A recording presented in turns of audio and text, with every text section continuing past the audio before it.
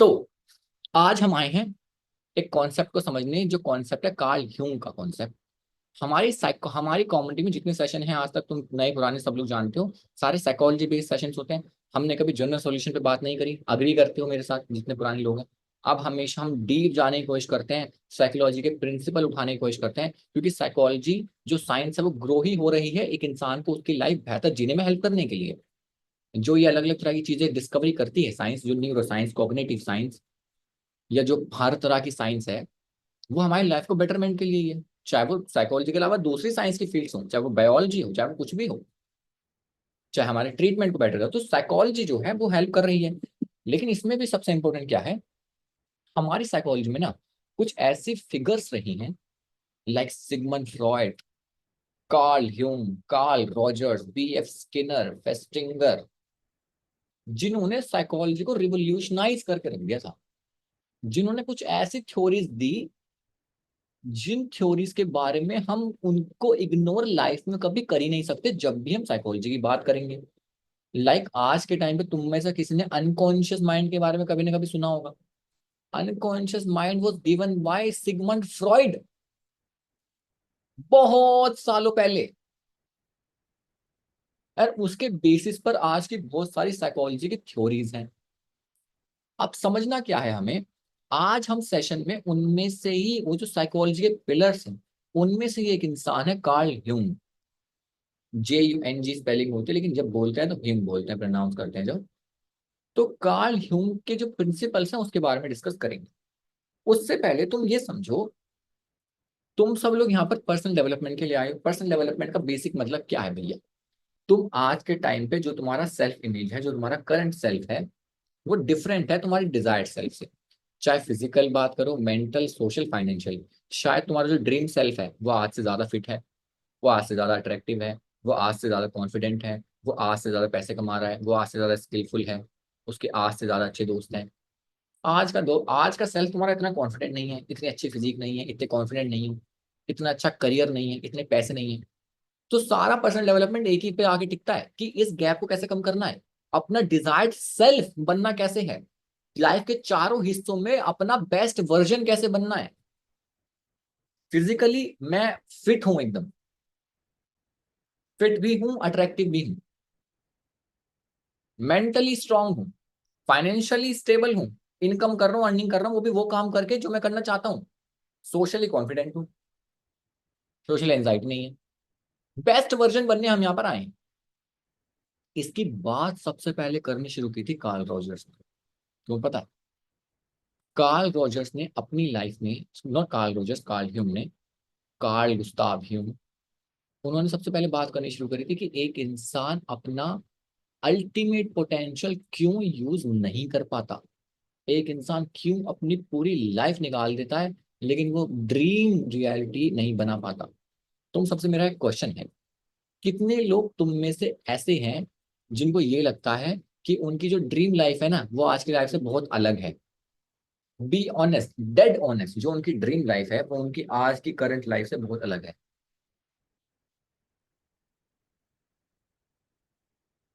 अब इन लोगों को ये बताओ, तुम में से कितने लोग हैं जिनको लगता है वो ड्रीम लाइफ अचीव ना कर पाने का रीजन कहीं ना कहीं मैं भी हूँ खुद? बी ऑनेस्ट, जिनको लगता है वो ड्रीम लाइफ अचीव ना कर पाने का कुछ ना कुछ रीजन तो मैं भी हूँ, कि मैं ही अपने फ्यूचर में रोड ब्लॉक हूँ कहीं ना कहीं। तो तुम्हारे लिए ये आज का सेशन है, समझ लेना। अगर तुम्हें 1% भी लगता है कि मेरे और मेरे ड्रीम के बीच में कहीं ना कहीं मैं ही आ जाता हूँ, मेरे थॉट्स आ जाते हैं, मेरी लिमिटिंग बिलीफ्स आ जाते हैं, मेरी पैटर्न्स आ जाते हैं, मेरा ही मेंटल हेल्थ आ जाती है, मेरी फिजिकल हेल्थ आ जाती है, मैं ही आ जाता हूँ, तो तुम्हारे लिए सेशन है।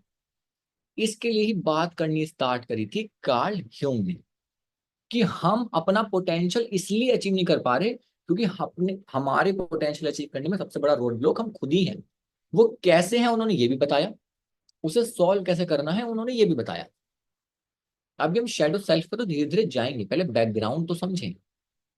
तो ये वाला डिस्कशन स्टार्ट करता चुनने कि हमारा जो माइंड होता है, उस माइंड के 3 हिस्से हैं भाई, लगभग।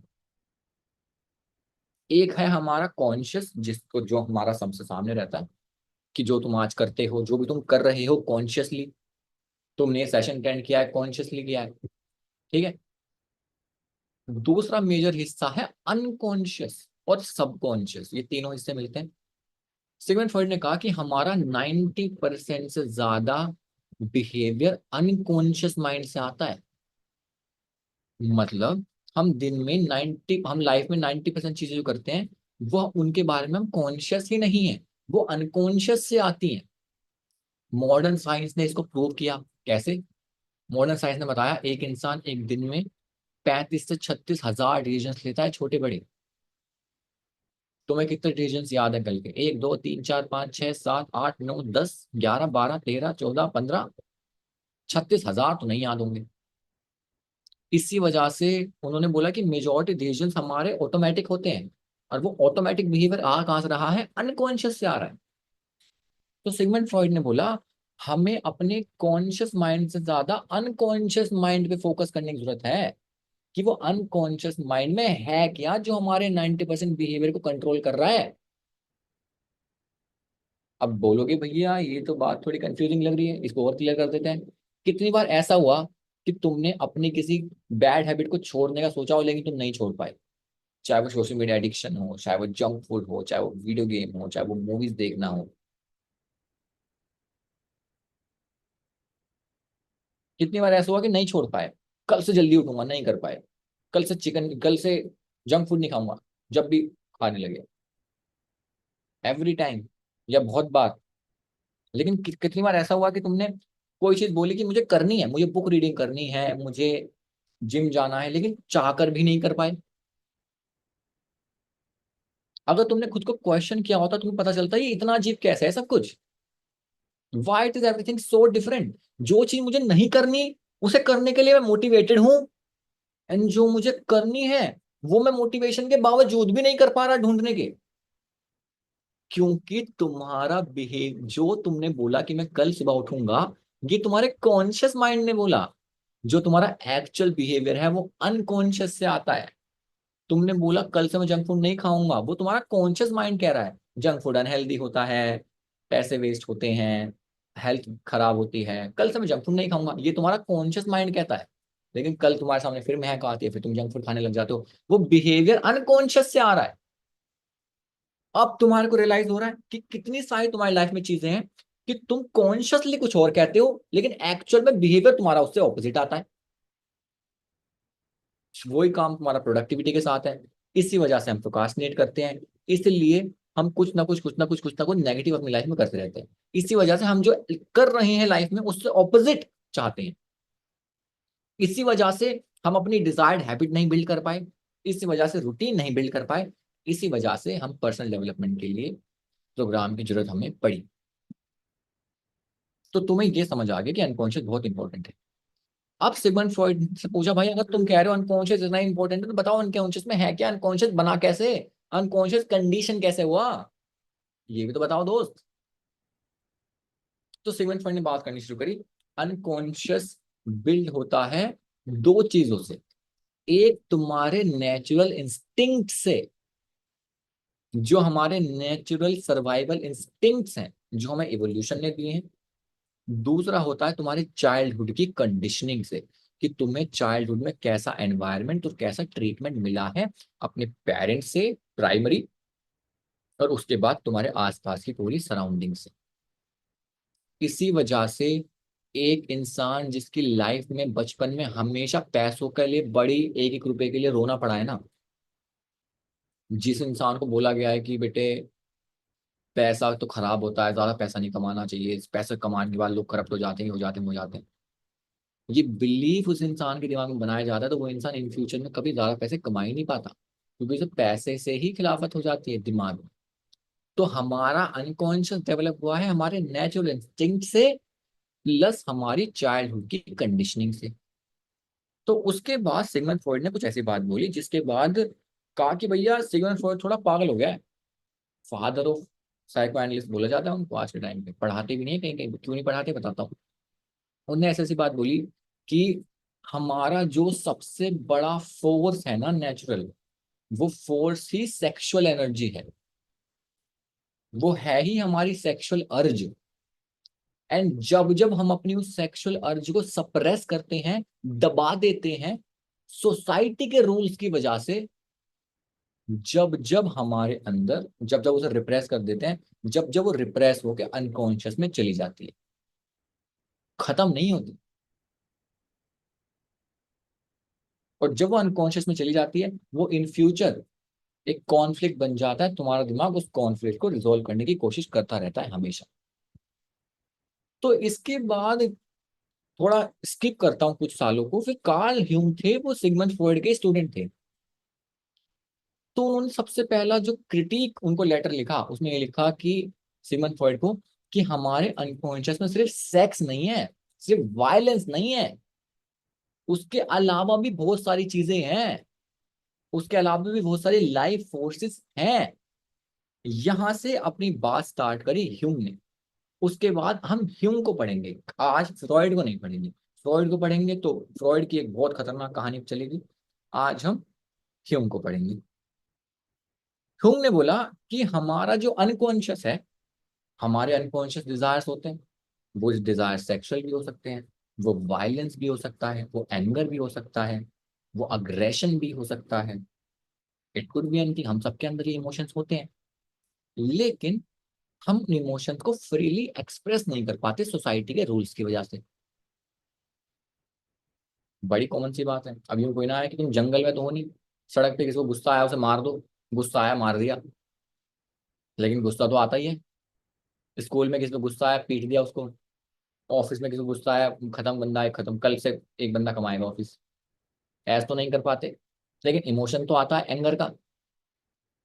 सेम विद सेक्सुअल अर्ज तो होती है, लेकिन जंगल में कोई ना है, सोसाइटीज में रहते हैं, अच्छी खासी सिविलाइजेशन बनाई है, जंगल में कोई ना है कि कहीं भी शुरू हो जाओ।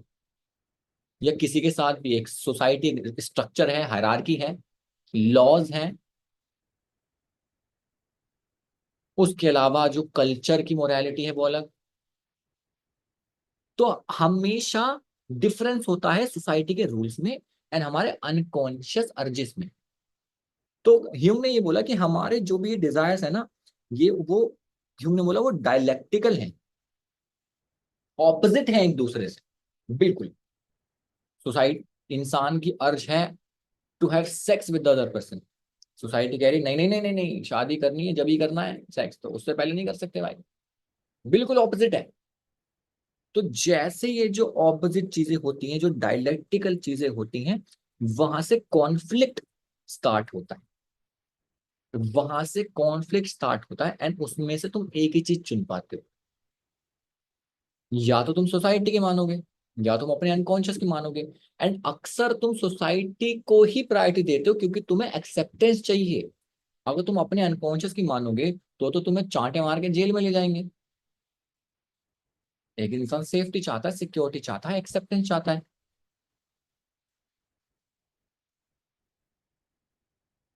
समझे? तो मेजॉरिटी टाइम पे तुम्हारी जो अनकॉन्शियस अर्जेस हैं वो रिप्रेस होती हैं, वो दबती हैं, वहां से एक्चुअल कॉन्फ्लिक्ट स्टार्ट होते हैं। ठीक है। तो इसके बाद हमारे को समझना है शैडो वर्क। यहां तक तुम्हें फंडामेंटल चीजें समझ आई। अब हम शैडो वर्क की तरफ जाएंगे।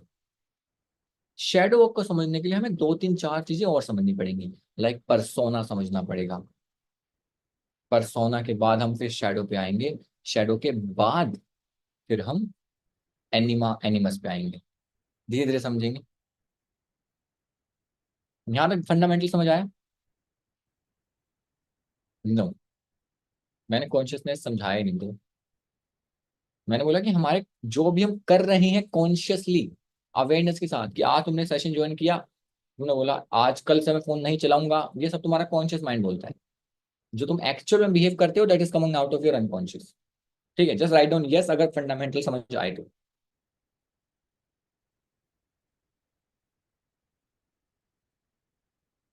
तो ह्यूम ने बोला कि इसी सप्रेशन रिप्रेशन की वजह से हमारे दिमाग में कॉन्फ्लिक्ट्स क्रिएट होते हैं, हमारे दिमाग में कॉम्प्लेक्सेस क्रिएट होते हैं। उस कॉम्प्लेक्सेस को रिजोल्व करने के लिए हम कोई एक्शन लेते हैं। रिजॉल्व कौन करता है? ईगो। ईगो को बनाया उन्होंने सेंटर। आज वाला ईगो नहीं, इस बंदे में बहुत ईगो है, वो वाला ईगो नहीं। Ego mediates between your unconscious अर्ज एंड द सोसाइटी रूल्स। इसको एक तरह समझो कि तुम बीच में खड़े हो, इधर से कह रहे हैं कि मेरे को गुस्सा आ रहा है, मेरे को इस इंसान में बहुत ज्यादा गुस्सा आ रहा है, इसको मारने का मन कर रहा है। इधर से सोसाइटी रूल कह रहे हैं अगर इसको मैंने छेड़ा तो मेरे को पुलिस उठा के ले जाएगी। तो ये जो तुम्हारी ईगो है, ये क्या डिसीजन लेगी इन दोनों के बीच में? इसको दोनों को सेटिस्फाई करना है। तो इंसान कह रहा है इसको अभी नहीं मारूंगा, इसको बाद में किसी और से पिटवाऊंगा। It could be anything, passive aggression, कि इसको हाथों पैरों से नहीं मारूंगा, इसको साइकोलॉजिकली मैं खत्म करूंगा। It could be anything. Your ego is in the centre, your ego mediates between your unconscious urges and the rules created by the society. And mediate करके एक आउटकम, एक जो तुम एक्चुअल में करते हो, that is your ego. What you behave, जो तुम एक्चुअल में बिहेव करते हो, दैट इज योर ईगो। ये तो ईगो कॉन्सेप्ट हमने इंटरनेट पे बना दिया। तो उन्होंने बोला सबसे पहला कॉम्प्लेक्स क्रिएट होता है जो कहते हैं परसोना। हाँ वही ईड और सुपर ईगो, मैंने भी ज्यादा डिटेल में नहीं लिखी हुई है, बट हाँ तुम सही कह रहे हो। सबसे पहला कॉम्प्लेक्स होता है परसोना। अब परसोना क्या होता है भैया? अब जो लोग नए आए हैं उनको लग रहा होगा भैया क्या क्या बातें चल रही हैं, क्योंकि तुम थोड़ा जल्दी आ गए इस वाले सेशन में। परेशान मत होना, कुछ अगर एकदम से समझ ना आए तो जस्ट चिल, धीरे धीरे समझ आएगा। परेशान मत होना, धीरे धीरे समझ आएगा। नहीं आ रहा है तो समझो कि हमें अपना लेवल बढ़ाने की जरूरत है। धीरे धीरे जब पुराने सेशन देखोगे वो लेवल भी बढ़ जाएगा। अब समझना क्या है सबसे इंपॉर्टेंट, परसोना होता भी क्या है? ये एक लैटिन वर्ड है, जिस लैटिन वर्ड का मतलब ही होता है मास्क। पर्सनैलिटी सुना होगा, पर्सन सुना होगा, परसोना का मतलब ही है मास्क। मतलब कि हम, ये वर्ड जहां से आया था, हम क्या करते हैं, हम अलग अलग सिचुएशन में अलग अलग मास्क पहनते हैं टू रिजॉल्व द कॉन्फ्लिक्ट। नकली चेहरा, mask, it could be anything. अब जैसे अगर हमें अपनी मदर के साथ इंटरेक्ट करना होता है, तो उस टाइम पे हम बेटे वाले रोल में होते हैं। उस टाइम पे हमारे माँ हमारे सिर में चंपी भी करेंगी, हम वहां पे लेटेंगे भी जाके, सब कुछ करेंगे, बैठेंगे, कहानियां सुनेंगे, सब कुछ करेंगे। अगर हम अपनी वाइफ या हमारी गर्लफ्रेंड के साथ होते हैं, जहाँ हम एक अलग मास्क पहनते हैं, वहां पर हम बॉयफ्रेंड वाला रोल प्ले करते हैं या हस्बैंड वाला रोल प्ले करते हैं। वहां पर शायद हम थोड़े ज्यादा अथॉरिटेटिव होते हैं। अगर हम अपने बच्चे के साथ होते हैं, किसी का बच्चा हो, अगर वो अपने बच्चे के साथ होता है तो अलग रोल प्ले करता है। देखा है तुमने कितने बड़े बड़े लोग होते हैं, बच्चे के सामने नहीं करते, अल्ले ले ले ले चुप चुप चुप चुप, कुछ पता नहीं कैसे कैसे आवाज निकालते हैं वो। मैं कहा भाई क्या कर रहा है ये, कौन सी भाषा है ये? कह रहा है मेरा बच्चा तो यही समझता है। मैं, मुझे डर लग गया बच्चों से। मैं कहा ये वाली भाषा आती है इस बच्चे को? फिर कहा कि बेटा ये भाषा नहीं है कोई, बस वो अल्ले ले चुप चुप चुप, पता नहीं। हाँ। अब तुम सोचो, तुमने कभी चार मेच्योर लोगों को ऐसे बात करते देखा है कि हाथ मिलाया ले ले ले ले ले, ऐसा करते देखा कभी? कि चार लोग आपस में बात कर रहे हैं ले ले ले ले, नहीं देखा ना। That's persona. That's a beautiful example to set. हम अपने दोस्तों के बीच में अलग मैस्कुलिन पर्सनैलिटी बन के जाते हैं। बच्चा हाथ में आते ही रोने लगे तो उसको हम अलग, पता नहीं क्या हो जाता है हमें। तो हमें अलग अलग, persona is not a negative thing, we need personas to navigate through situations। अब बच्चे से ये कोई बोलोगे कि रो क्यों रहा है? रोना कोई होता है? अब बच्चे को तुम समझाने बैठोगे क्या? वो अपना बच्चा 3 महीने का है, 3 महीने का बच्चा रो रहा है, तुम कह रहे हो क्या इस ये रोने की बात कोई है? बच्चा 3 महीने का ही चांटा मारेगा तुम्हें कि मुझसे कितने साल बड़े हो तुम, तुम्हें ये तमीज नहीं है कि मेरे को अभी नहीं आया सोचना। तो वहां पे हम अलग, हम बिल्कुल अलग मास्क पहन रहे हैं। गर्लफ्रेंड के सामने एक बिल्कुल अलग मास्क होगा। अरे मल्टीपल पर्सनैलिटी डिसऑर्डर, इससे पता चलता है कि तुम मेरी बात बिल्कुल भी नहीं सुन रहे हो। हम दोस्तों के सामने एक अलग पर्सोना होता है। जब तुम अपने ऑफिस में कलीग्स के सामने होते हो एक अलग पर्सोना होता है। तुम बॉस के सामने होते हो एक अलग पर्सोना होता है। यस और नो, समझ पा रहे हो मेरी बात मैं क्या कह रहा हूँ? हम अलग अलग सिचुएशन में अलग अलग तरह का प्रेजेंट करते हैं अपनी पर्सनैलिटी का हिस्सा, उस सिचुएशन से डील करने के लिए। Yes Manisha, different role different place. उस सिचुएशन को नेविगेट करने के लिए हम अलग तरह के मास्क पहनते हैं, क्योंकि एक मास्क हर जगह नहीं चल सकता। क्योंकि एक मास्क हर जगह नहीं चल सकता। हमारी ईगो को मीडिएट करना पड़ेगा। उस मीडिएशन में ये सोसाइटी की, इस सिचुएशन की क्या डिमांड है, हम उसको प्रायोरिटी देते हैं, हम अपने अनकॉन्शियस को सप्रेस करते हैं। फॉर एन एग्जाम्पल, प्रैक्टिकली समझ के देखना, एक बच्चा होता है छोटा सा, एक 3 4 5 महीने के बच्चे को क्या पता, वो कभी कभी किसी पेरेंट्स की गोदी में होता है और गोदी में वो टॉयलेट कर देता है कभी कभी, तो बच्चे को फेंक को देता है, इन्हें तो टॉयलेट कर दिया, फेंको इस बच्चे को। ऐसा देखा कभी कि उन्होंने बच्चा फेंक दिया क्योंकि इसने टॉयलेट करा है? देखा? लेकिन गुस्सा तो आता ही होगा, गुस्सा तो आ रहा है कि यार बच्चे ने बताया, यार यहाँ पे मैं ऑफिस की शर्ट पहन के आया था, इसने टॉयलेट कर दिया। लेकिन हम उस समय सिचुएशन की, सोसाइटी की डिमांड समझते हैं, एंड अपने उस अनकॉन्शियस गुस्से को सप्रेस करना पड़ता है। चलो मान लो अपने बच्चे पे गुस्सा ना आए, किसी और का बच्चा आ दे तुम्हारे हाथ में, भैया 2 मिनट के लिए तो बच्चा लिया ही था मैंने, 2 मिनट में 1 मिनट तो इसने अपने आप को हल्का करने में यूज किया है, उनका बच्चा बैग फेंक कोई दोगे तुम? उन्हें चुपचाप ही देना पड़ेगा तुम्हें। तो तुम अपने अनकॉन्शियस को सप्रेस कर रहे हो, टेक्निकली अपने गुस्से को सप्रेस कर रहे हो, to please the society, to please your super ego. Super ego word use नहीं करना चाहिए मुझे क्योंकि मैंने तुम्हें समझाया नहीं है, but to please the situation, and you need that mask, that's persona. समझ आया परसोना?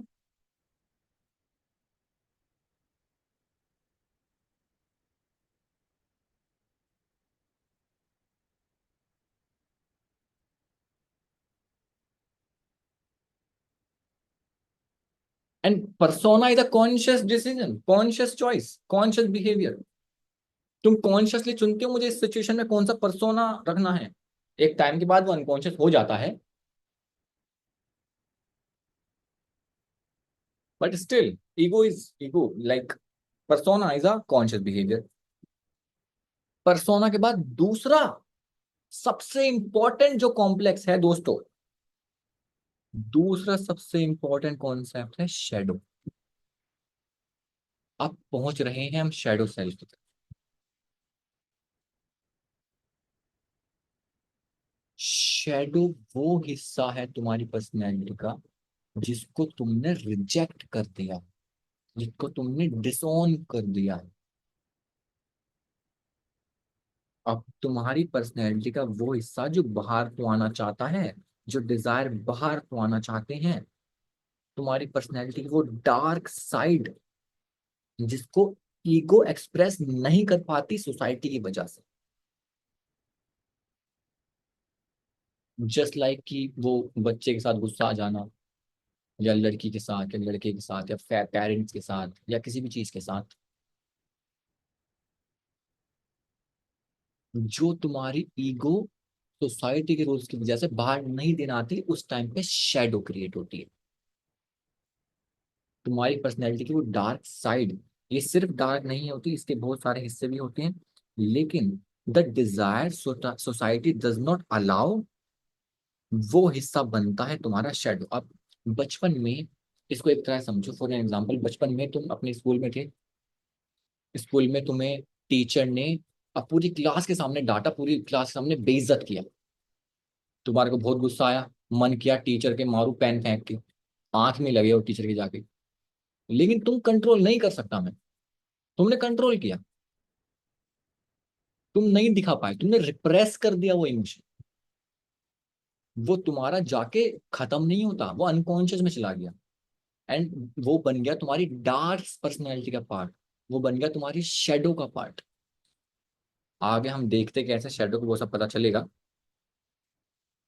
एंड ऐसे करते करते करते करते करते करते इन सिचुएशन की वजह से, जहाँ लाइफ में कभी चाइल्डहुड में, कभी एडल्टहुड में, मोस्टली चाइल्डहुड में, कभी एडल्टहुड में, तुम्हारी पर्सनैलिटी के जितने भी हिस्से रिप्रेस हुए हैं, अब तुम्हें क्या लगेगा, मान लो कि तुमने कहीं पे गुस्सा दिखा दिया, तुमने अपने पेरेंट्स को कुछ चिल्ला के बोल दिया, एंड तुम्हारे पेरेंट्स ने उस दिन अपने घर की सारी बेल्ट तोड़ दी तुम्हें पीट पीट के, तुम्हें क्या लगेगा कि भाई गुस्सा नहीं दिखाना चाहिए था मुझे, तुमने अपनी पर्सनैलिटी का वो हिस्सा रिप्रेस करके फेंक दिया, कहीं दबा दिया, दैट क्रिएटेड अ शेडो। अब इन फ्यूचर ऐसा तो नहीं है कि तुम्हें इमोशन फील नहीं होगा एंगर वाला, लेकिन तुम्हारे बचपन ने तुम्हें सिखाया वो जो मुझे इमोशन फील हो रहा है एंगर का, वो गलत है, वो बैड इमोशन है, इसलिए तुम उसको कभी चैनलाइज कर ही नहीं पाओगे, एक्सप्रेस कर ही नहीं पाओगे। तो ऐसे बहुत सारे तुम्हारी लाइफ के हिस्से होते हैं जो तुमने रिप्रेस किया, तुम्हारी पर्सनैलिटी के ऐसे बहुत सारे हिस्से जिसको तुमने रिजेक्ट करते चले गए तुम। वो कुछ हो सकता है, कुछ वायलेंट ट्रेट्स हो, कुछ वायलेंट ट्रेट्स ना हो, कुछ क्रिएटिविटी हो। तुमने स्कूल में जाके पूरी क्लास इंग्लिश का एग्जाम की तैयारी कर रही थी, तुम पेंटिंग बना रहे थे, टीचर ने आके तुम्हारी ड्राइंग शीट छीन ली, तुम्हें लगा मैं कुछ गलत कर रहा हूं, तुमने अपनी क्रिएटिविटी ही सप्रेस कर दी। तो हमारी शेडो में सिर्फ नेगेटिव चीजें नहीं है, पॉजिटिव चीजें भी हैं। That is something you need to understand my friend. Our shadow contains positive things also, not only the negative things. आज जाके वो तुम्हारी डार्क साइड है जिसको तुम अपने अंदर छुपा के बैठे हो, और तुम अपनी सोसाइटी में जो चीजें दिखाते हो वो सिर्फ 10% हिस्सा है, वो सिर्फ थोड़ा बहुत हिस्सा है, वो सिर्फ वो है जो तुम्हारी ईगो सोसाइटी को प्लीज करने के लिए चीजें करती है। तुम सिर्फ परसोना, तुम्हारा परसोना जो तुम अलग अलग मास्क लगाते थे वही तुम्हारी पर्सनैलिटी बन गया। जो तुम्हारी एक्चुअल पर्सनैलिटी थी उसको तुमने कंप्लीटली रिजेक्ट ही कर दिया। द शेडो वो तुम्हारी ही पर्सनैलिटी का पार्ट था। तो कार्ल जंग बड़ी ब्यूटीफुल बात कहते हैं, वो कहते हैं कि हम पैदा जब हुए थे हम एक होल पर्सनैलिटी पैदा हुई थी, उसके बाद हमने अपनी पर्सनैलिटी के हिस्से को रिजेक्ट करना स्टार्ट करा सोसाइटी की वजह से। अपनी पर्सनैलिटी के हिस्से को रिजेक्ट करना स्टार्ट करते गए करते गए करते गए करते गए करते गए, एंड ऐसे तुम्हारी जो शेडो थी वो और डार्क होती गई होती गई होती गई होती गई होती गई। तो मैं एक बहुत ब्यूटीफुल बात बताता हूँ, बड़े ध्यान से सुनना। कार्ल जंग ने एक बात ऐसी करी उस टाइम पर, रोंगटे खड़े हो जाते थे लोगों के जब ये लोग बात करते थे ना कि ये क्या कह रहे हैं लोग। तुमने कभी ऐसा सोचा है कि जो बहुत सारे लोग बोलते हैं कि मेरे को भूत दिख रहे हैं, मेरे को तो इस पेड़ के नीचे जाता हूँ तो मुझे आवाजें आती हैं, या मुझे तो लग रहा है कि यहाँ पर कोई खड़ा होता है रोज आके, ऐसी बातें तुमने सुनी होंगी, बड़ी आम है आजकल। या पहले तो और भी ज्यादा आम थी कि मैं तो रात को सोता हूँ मुझे लगता है कि कोई मुझे मार ना दे, डर। तो उस टाइम पे कार्ल गुस्ताव ह्यूंग ने सारी चीजें बताई, बोला जब तुम्हारी पर्सनैलिटी की जो शेडो है वो इतनी डार्क होती चली जाती है कि वो तुम्हें रियल लाइफ में डराती है, क्योंकि वो खुद को एक्सप्रेस करना चाहती है, तुम होने नहीं दे रहे। तुम सप्रेस करके बैठे हो, तुम रिप्रेस करके बैठे हो अपने आप को, वो तुम्हें डराती है। और उस वजह से इंसान को हेलुसिनेशन तक होने स्टार्ट हो जाते हैं। दैट्स अ साइकोलॉजिकल फिनोमिना, कि मुझे लगता है वो इंसान मुझे मार देगा, मुझे लगता है वहां पे कोई खड़ा है कोई नहीं वहां। इस पेड़ की जब मैं नीचे से निकलता हूँ तो मुझे आवाजें आती हैं, वो उसके अंदर की ही आवाजें आ रही हैं उसके। That's how crazy psychology is, that's how crazy human mind is. तुम्हारा दिमाग भूत क्रिएट कर देता है, एंड तुम्हें ऐसी ऐसी चीजें नजर आती है कि मुझे किसने धक्का मारा, मेरे कंधे पे किसने हाथ रखा, कोई है, कुछ नहीं है ऐसा। लेकिन तुम्हारे माइंड की जो वो डार्क साइड है वो इतनी डार्क हो गई कि वो खुद को एक्सप्रेस करना चाह रही है, तुम करने नहीं दे रहे, एंड वो ऐसे तरीके ढूंढती है तुम एक्सप्रेस करने के। ड्रीम किसी को, भैया मेरे को बहुत डरावनी सपने आते हैं, your unconscious is trying to express itself. वे बहुत डरावनी सपने आते हैं भैया रात को। भैया मैं कभी कभी मेरे को कभी कभी बहुत डरावनी मैं इमेजिन करता हूँ कि ये ना हो जाए, मैं बहुत नेगेटिव चीजें इमेजिन करता हूँ। या भैया मैं तो अंधेरे में जाता हूँ मुझे डर लगता है। कुछ जो एक्सट्रीम केसेस होते हैं ना जिनको लोग कह देते हैं कि ये इंसान तो पागल हो गया, वो केसेस भी इस शैडो का एक्सट्रीम हिस्सा होता है। That's how crazy it is. So when Carl Gustav Hume is talking about shadow, take it very seriously my friend. This is also for personal development if you are not able to achieve your true potential, and this is true for patients also, जिन्होंने अपनी needs को इतना suppress किया, अपने उनके को इतना suppress किया, उनकी डार्क साइड इतनी ज्यादा डार्क हो गई कि तुम सोच भी नहीं सकते। मैं तुम्हें एक एग्जांपल देता हूँ। साउथ वाउथ की पिक्चर तो तुम देखते होगे, या तुमने बॉलीवुड की पिक्चर भी देखी होंगी। तुमने लाइफ में कभी ना कभी एक ऐसी पिक्चर जरूर देखी होगी, या कोई क्राइम पेट्रोल का एपिसोड मान लो, जिसमें बचपन में जो बच्चा रहा ना उसके साथ सेक्सुअल अब्यूज अब्यूज हुआ, या उसको बहुत ज्यादा अब्यूज किया गया। एंड तुमने देखा होगा कि वो बच्चा इन फ्यूचर में जाके क्रिमिनल बनता है। और क्रिमिनल की जब चाइल्डहुड देखते हैं तो कुछ ऐसा आता है जिसमें अब्यूज हुआ हो। अभी एक पिक्चर आई थी सेक्टर 36, जो नोएडा की कहानी है असली, जिसने 30 से ज्यादा बच्चे काट के फेंक दिए थे। जब उसके चाइल्डहुड को ट्रेस करा गया, पता चला चाइल्डहुड में उसके साथ उसके ही एक फैमिली मेंबर ने, विवान कह रहा है मतलब सप्रेस नहीं करना चाहिए अनकॉन्शियस को। मेरे भाई अगर तुम्हें इतनी जल्दी जवाब चाहिए ना, तो this is not the comedy for you. तुम यहाँ पर आए हो समझने। अगर 3 सेकंड, अगर तुम्हें 10-15 मिनट में आंसर चाहिए कि क्या करना चाहिए क्या करना नहीं चाहिए, this is not the comedy for you. हम यहाँ पे अंडरस्टैंडिंग पे फोकस करते हैं। अगर सॉल्यूशन ढूंढना है तो ये तो चैट जीपीटी में लिख दो। अंडरस्टैंडिंग, जब तुम्हें अंडरस्टैंडिंग हो जाएगी ना, शायद तुम्हें क्वेश्चन पूछना भी नहीं पड़ेगा। Pure understanding. तो उसमें देखा गया कि चाइल्डहुड में उसकी ही फैमिली वालों ने, ग्रेट ग्रेट बिहेवियर, उसकी ही फैमिली वालों ने, उसके एक रिलेटिव ने उसके साथ सेक्सुअल अब्यूज किया था। एंड कार्ल गुस्ताव यूंग बोलते हैं, जब तुम्हारी पर्सनैलिटी का हिस्सा इतना डार्क हो जाता है, तुम रिप्रेस करते हो, तुम्हारे साथ कुछ ऐसा ट्रोमैटिक इवेंट होता है, तो तुम इन फ्यूचर सेक्स क्राइम्स तक करते हो। तो जितने सारे रेपिस्ट होते हैं ना, that is coming out of their dark side, that inhuman behaviour. बाकी अलग अलग तरह के क्राइम्स, सेक्स एक बहुत स्ट्रॉन्ग इमोशन है, इस वजह से वो वाले क्राइम सबसे ज्यादा होते हैं। बाकी उसके अलावा जो वायलेंस है वो तो हर तरह का ही है। सेक्टर 36 का एग्जांपल मैंने दे दिया, नहीं देखी तो नेटफ्लिक्स पे जाकर देख लेना, बहुत खतरनाक पिक्चर है, फिरान नसीर। तो अब तुम्हें ये समझ आया कि how important the concept of shadow is. समझ आया किसी को? वन मोर एग्जाम्पल वो असुर, यस, असुर can also be an example. समझ आया तुम लोगों को?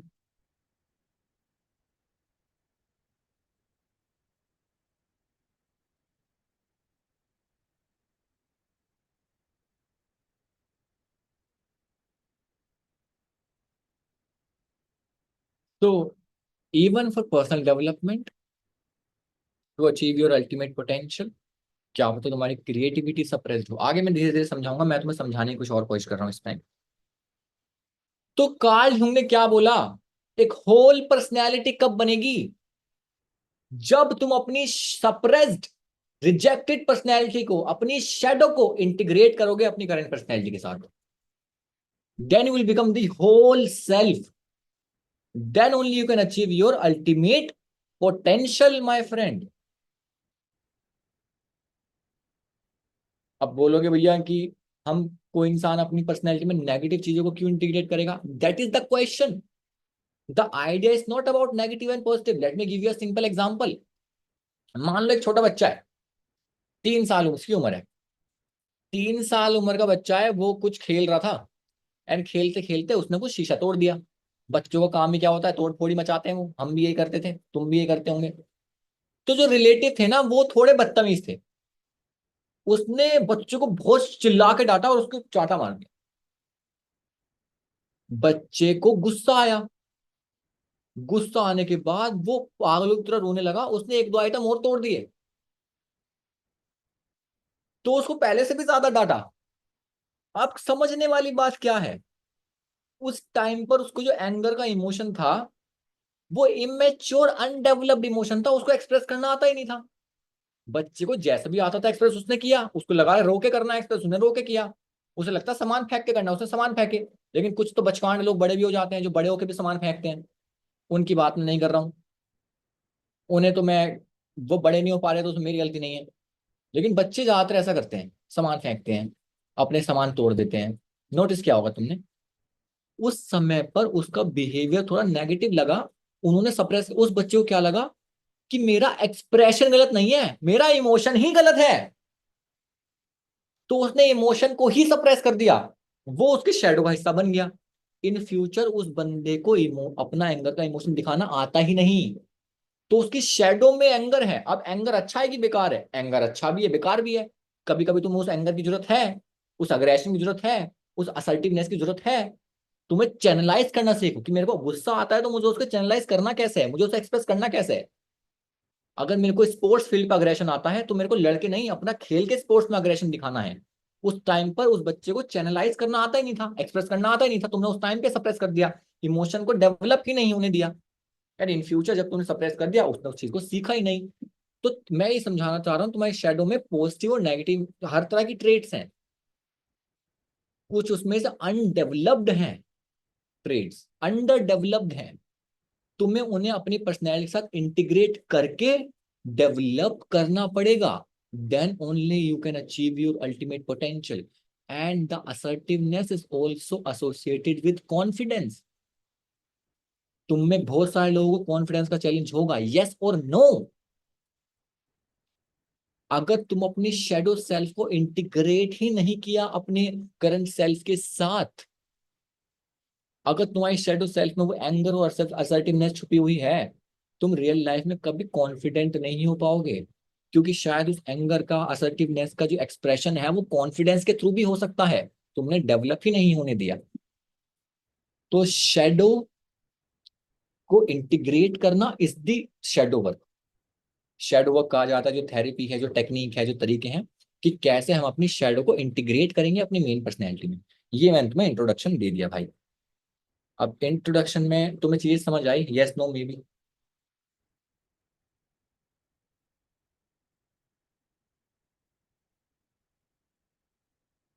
Yes no maybe? Sigmund Freud भी और कार्ल यूंग भी चैनलाइजेशन की बात करते हैं। मान लो किसी इंसान को बहुत ज्यादा सेक्सुअल अर्ज है, लेकिन उन्होंने बोला कि हम अपनी उस सेक्सुअल अर्ज को अलग तरह से भी एक्सप्रेस कर सकते हैं, हम उसको अलग तरह से भी चैनलाइज कर सकते हैं। तो बाद में बहुत सारी स्टडीज हुई, डिस्कवरीज हुई, पता चला जिन लोगों में ज्यादा सेक्सुअल अर्ज होती है उन लोगों की क्रिएटिविटी भी बहुत हाई होती है। तो अगर वो इंसान क्रिएटिव चीजें करे, कुछ नई बिल्ड करे, तो ऐसे उसके सेक्सुअल अर्ज चैनलाइज हो सकते हैं, जिसको उन्होंने सब्लिमेशन बोला। No, that is not sexual transmutation. जिसे उन्होंने सब्लिमेशन बोला कि that you are channelizing your one type of energy into different kind of work. So high sexual energy creativity के थ्रू एक्सप्रेस हुई। एक बहुत से लोग होते हैं जिनमें बहुत ज्यादा अग्रेशन होता है, they guys do very well in sports. Sublimation of energy, वो अपने अग्रेशन को अपने स्पोर्ट्स में उतार रहे हैं। तो उन्होंने बोला कि सब्लिमेशन भी एक तरीका है उसको अलग तरह से एक्सप्रेस करने का, क्योंकि उसका एक्सप्रेस होना बहुत जरूरी है। आगे चलते हैं, यहां तक समझ आया? ये इंट्रोडक्शन था भाई। तुम मुझे बताओ यहां तक समझ आया कि अभी तुम्हारे पास लिखने का मौका है। मैंने कोशिश की है चीजों को सिंपल रखने की, आगे भी और सिंपल रखने की कोशिश करूंगा, लेकिन थोड़ा तो हमें जाना पड़ेगा ना डीप।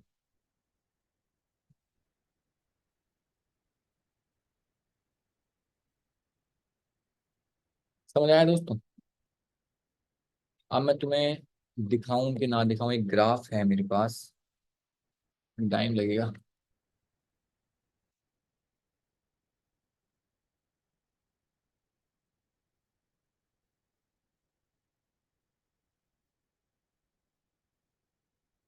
कोई नहीं, इसको, ग्राफ को मैं तुम्हारे ग्रुप में भेज दूंगा। इसको तीन तरह समझो, फंडामेंटली बिल्कुल क्लियर करते हैं सामने यहाँ पर। हम जो चीजें समझ रहे हैं, हम किसी एग्जाम के लिए नहीं समझ रहे, हम अपनी पर्सनल डेवलपमेंट के लिए समझ रहे हैं, ठीक है? तो हमारे को चीजों को समझना है ताकि हम उनको यूजफुल कर, हम उनसे यूजफुल चीजें निकाल पाए, ठीक है? तो अब समझो तुम तीन चीजें। अब तुम शेडो समझ चुके हो, तुम पर्सोना समझ चुके हो, तुम सेल्फ समझ चुके हो। एक है तुम्हारा, तुम ईगो समझ चुके हो। एक है तुम्हारा shadow, the part of you that you have rejected, क्योंकि वो अप्रिशिएट नहीं किया गया, क्योंकि उसे सप्रेस करा गया। The part of you that you have rejected because of the rules of society, because of morality, because of culture, because of any other thing. Second है persona, the mask you carry to please the society. And third है ego, that mediates between persona and shadow. And ये पूरा whole मिलके बनता है the self. ये तीनों चीजें मिलने के बाद सेल्फ बनती है। तीन से ज्यादा होते हैं, लेकिन मैं तुम्हें उसकी जो क्लबिंग करके बता रहा हूँ, ठीक है? एक एक वर्ड ध्यान सुनना। If you don't integrate your shadow you will be stuck with persona. If you don't integrate your shadow you will be stuck with persona and you will be rejecting who you truly are. अगर तुमने अपनी shadow को अपनी personality के साथ integrate नहीं किया, अगर तुमने अपनी शेडो को अपनी पर्सनैलिटी के साथ इंटीग्रेट नहीं किया, you will be stuck with persona. तुम सिर्फ मखोटे ही बदलते रह जाओगे। तुम अपने से ये सवाल पूछोगे इन सारे अलग अलग मास में से मैं कौन हूं? जिसको आइडेंटिटी क्राइसिस कहते हैं बाद में, जिसको एग्जिस्टेंशियल क्राइसिस बन जाता है वो, कि मैं हूं भी कौन। तो you will be stuck with persona and you will be rejecting who you truly are. तुमने अपनी जो ट्रू सेल्फ था उसे रिजेक्ट कर दिया। क्यों? कि यार मेरे अंदर ना जेलसी है, लेकिन जेलसी दिखाऊंगा नहीं, क्योंकि सोसाइटी में ना जेलस लोगों को पसंद नहीं किया जाता। रिलेट करोगे तुम, चाहे लिख के मत बताना, लेकिन रिलेट करो तो एक बार ना अपने आप से हाँ जरूर बोल देना। मेरे अंदर ना बहुत ज्यादा खतरनाक सेक्सुअल अर्ज है, लेकिन मैं अगर बोलूंगा ना तो लोग मुझे एक टर्म दे देंगे, ज्यादा बताऊंगा तो, ज्यादा बातें करूंगा ना इसके बारे में।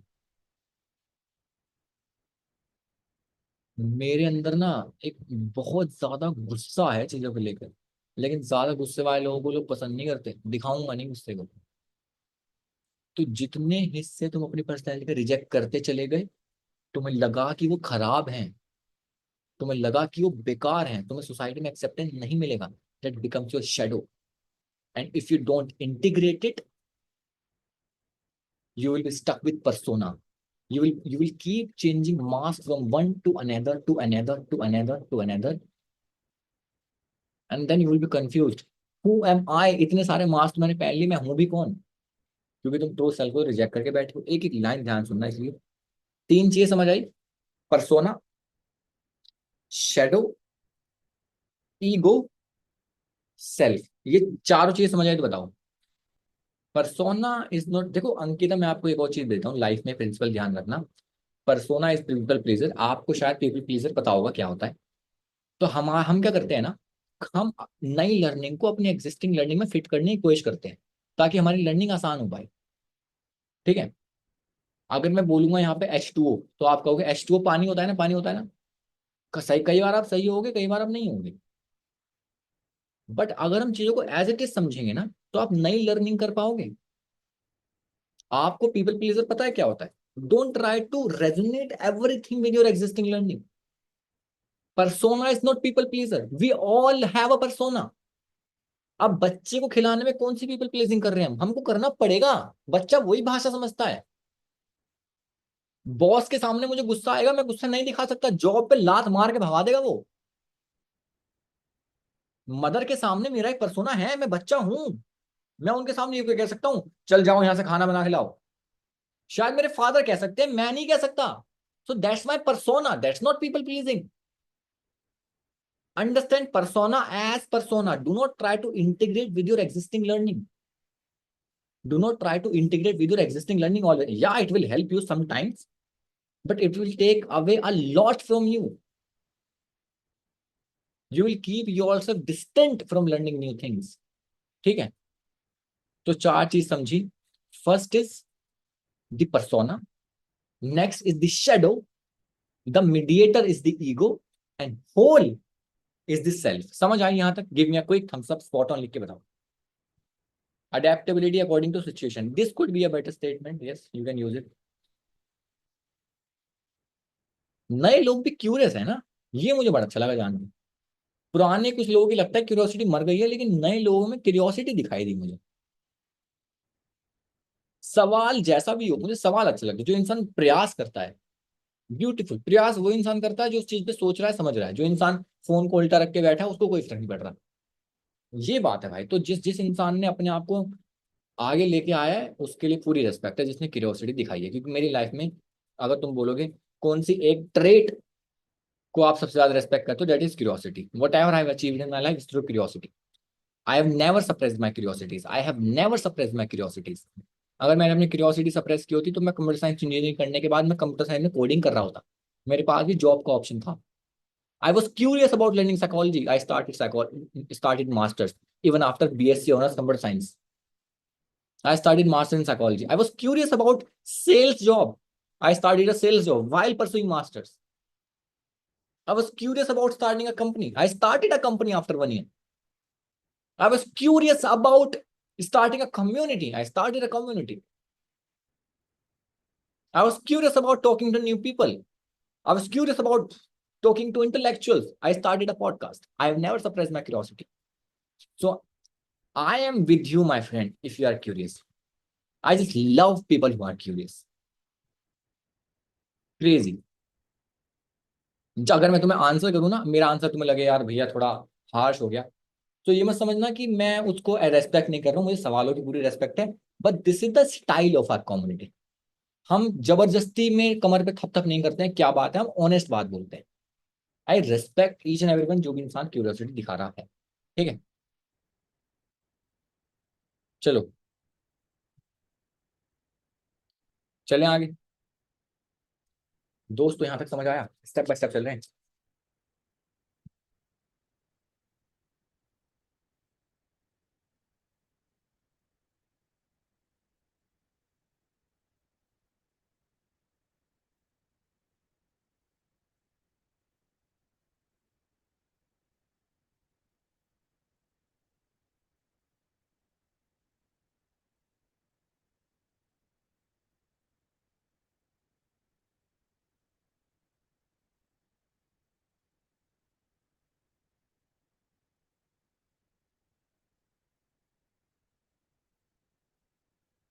शेडो वर्क समझने से पहले समझना बहुत जरूरी है भाई।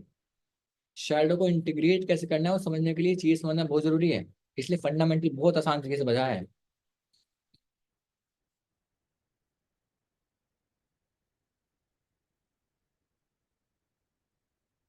यस ब्रो अभिजीत, वो भी सीखेंगे, उसी पे तो जा रहे हैं, इसलिए तो मैं क्लियर कर रहा हूँ। चले शैडो वर्क पे, समझ आया शैडो, शैडो सेल्फ समझ आया। इसमें एक दो कॉन्सेप्ट तो समझा देता हूँ, एक दो कॉन्सेप्ट समझाने के बाद अपन लोग शैडो वर्क पे चलेंगे। वो कॉन्सेप्ट बताने जरूरी नहीं है, लेकिन मुझे लगता है जरूरी है। तो जरूरी है कि जरूरी नहीं है बताओ। जरूरी तो है। तो दोस्तों, दो तीन कॉन्सेप्ट बताऊंगा, तुम्हें ये पता चलेगा शैडो फॉर्म कैसे होती है। ये सुनो, ये सुनो। एक क्वेश्चन तो पहले बहुत चीजों में इंटरेस्ट थी हो रहा, कुछ टाइम पर हर चीज से इंटरेस्ट खत्म हो गया। क्वेश्चन आंसर एंड में करें दोस्त। सबसे पूछ रहा हूँ, सब आंसर करो, तुम्हारा यस तुम्हारा ही आंसर बताएगा, किसी और का यस तुम्हारा आंसर नहीं बताएगा। शुभम, आपको चैटिंग करनी है, व्हाट्सएप नंबर मांग लो और व्हाट्सएप पे चैट करो, ठीक है, पर्सनल चैट यहाँ मत करो।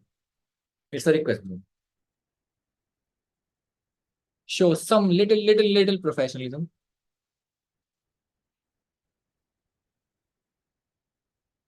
अब मैं तुम्हें देने वाला हूँ कुछ गोल्डन रूल्स कि तुम्हारी शेडो सेल्फ, तुम्हारे शेडो में कौन कौन सी ट्रेट है। अगर तुम्हें एक मैं आइडिया दे दूं जिससे तुम्हें पता चल जाए, अगर मैं तुम्हें एक आइडिया दे दूं जिससे तुम्हें पता चल जाए तुम्हारी शेडो में कौन कौन सी ट्रेट्स है, तो मजा नहीं आ जाएगा। चलो, first principle, the shadow in everyday life, science and manifestations. सबसे पहला है emotional reactions and trigger in your personal life. कौन कौन से ऐसे इवेंट्स हैं, कौन कौन से ऐसे लोग हैं जो तुम्हारे अंदर बहुत स्ट्रॉन्ग इमोशंस को ट्रिगर करते हैं without any specific reasons. Have you ever, कभी तुम्हें पता लगा कि तुम्हें रिलेटिव्स के यहाँ जाना बिल्कुल नहीं पसंद, तुम्हारे सामने रिलेटिव का कोई नाम लेता है, तुम्हें गुस्सा आ जाता है, तुमसे कुछ रीजन पूछता है कि भाई तू इतनी नफरत क्यों कर रहा है, मुझे नहीं पता मैं क्यों कर रहा हूँ, लेकिन मैं नहीं जाऊंगा। रिलेट करते जाओ तो बताना। कभी कोई कोई एक ऐसा इंसान होता है जो इंसान कमरे में घुसते ही तुम्हें बुरा लगता है, तुम्हें पता भी नहीं मैं इसको हेट क्यों करता हूँ, लेकिन मैं करता हूँ, मुझे नहीं बात करनी इससे। या कभी कभी कोई ऐसा एक्सपीरियंस होता है जिस एक्सपीरियंस में मान लो कोई ऐसा पब्लिक गैदरिंग है एंड तुम चार पांच लोगों से बात करने से पहले तुम्हारे पसीने छूट गए कि मैं कैसे इन लोगों से बात करूंगा। बहुत जहां जहां तुम्हें बहुत ज्यादा इमोशनल रिएक्शन ट्रिगर कर पाती है तुम्हारी कोई सिचुएशन, कोई इवेंट, कोई इंसान, that is something pointing towards your shadow. That is something pointing towards your, let's take an example of jealousy. मान लो एक इंसान है, वो इंसान तुम्हारे सामने गिटार बजा रहा है, कॉलेज में दिल्ली यूनिवर्सिटी में बैठा है, गिटार बजा रहा है, एंड उसके पास पास चार लड़कियां बैठी हैं, चार लड़कियां जो कॉलेज की टॉप चार लड़कियां हैं, एंड तुम्हारे अंदर एक बहुत शानदार, ये जो लोग ऑफिस में बैठते हैं वो ऑफिस में एग्जांपल ले लो, ये वीकेंड पे कोई लौंडा तुम्हारे ऑफिस में गिटार बजा रहा है, उसके आसपास ऑफिस की चार लड़कियां बैठी हैं, तुम्हारे अंदर एक बहुत स्ट्रॉन्ग जेलसी डेवलप हुई। जो लड़कियां हैं वो सेम रिपीट कर दो इसको, कि कोई लड़की जा रही है उसके आसपास लड़के घूमे जा रहे हैं, बहुत स्ट्रॉन्ग जेलसी डेवलप हुई। दैट इज पॉइंटिंग टूवर्ड्स कि तुम भी वैसा सा कुछ चाहते हो, कि तुम्हारे आसपास भी वैसे एनवायरनमेंट हो। That is something pointing towards कि तुम भी वैसा सा कुछ चाहते हो, लेकिन तुम किस तरह से कर नहीं पा रहे हो। That situation is pointing towards your shadow. समझ आ रहा है? Give me a quick spot on, quick, जल्दी चलेंगे।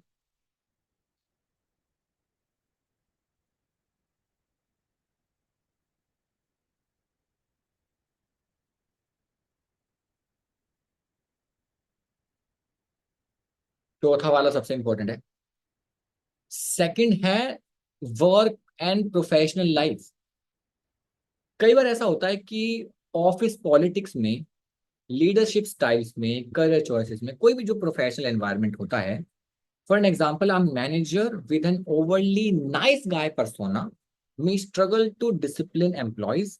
The resent others walking all over him. His shadow of assertiveness is not honed, so he becomes passively aggressive. ठीक है? सो बहुत सारे ऑफिस में ऐसा होता है कि जो तुम्हारा मैनेजर है वो नहीं मैनेज कर पा रहा, क्योंकि उसने अपनी असर्टिवनेस को ओन नहीं किया, उसने अपनी असर्टिवनेस को रिजेक्ट करके रखा है। वो किसी इंसान को कॉन्फिडेंटली बोल नहीं पा रहा, सही को सही, गलत को गलत। तो वो पैसिव अग्रेशन फॉलो करता है, बहुत ज्यादा माइक्रो मैनेजमेंट करना स्टार्ट कर देगा, बहुत ज्यादा पीछे पड़ना स्टार्ट कर देगा, बहुत ज्यादा तुम्हें फ्रीडम देना बंद कर देगा, क्योंकि वो असर्टिव होके बोल नहीं पा रहा। तो ऐसे ये सिचुएशन पॉइंट करती है प्रोफेशनल स्ट्रक्चर में तुम्हारी शेडो की तरफ। तीसरा होता है क्रिएटिविटी एंड सोशल आउटलेट्स। सबसे इंटरेस्टिंग बात ये, शेडो हमेशा नेगेटिव नहीं होती। शेडो का मैनिफेस्टेशन भी नेगेटिव नहीं होता। तुमने कभी कभी नोटिस किया हो, जिस इंसान को बहुत ज्यादा मन करता है कुछ क्रिएट करने का, कुछ क्रिएटिविटी शो करने का, जो क्रिएटिव ना हो तो उसको बोरियत फील होती है, उसको परेशान लगता है कि मुझे कुछ ना कुछ क्रिएटिव करना है, जिसके अंदर बेचैनी होती है। That is pointing towards your shadow, that you have suppressed something that is coming out as a creativity. Javed Akhtar को जानते हो बहुत लोग। जावेद अख्तर एक बात बोलते हैं बहुत ब्यूटीफुल। वो एक साइकोलॉजी का एक कॉन्सेप्ट को बोलते हैं। उन्होंने बोला कि साइकाट्री ने ये चीज प्रूव कर दी कि जो भी सबसे ज्यादा क्रिएटिव इंडिविजुअल्स लोग होते हैं ना, उनकी लाइफ में कुछ ना कुछ तो उनके दिमाग में कुछ ना कुछ तो गड़बड़ है भाई।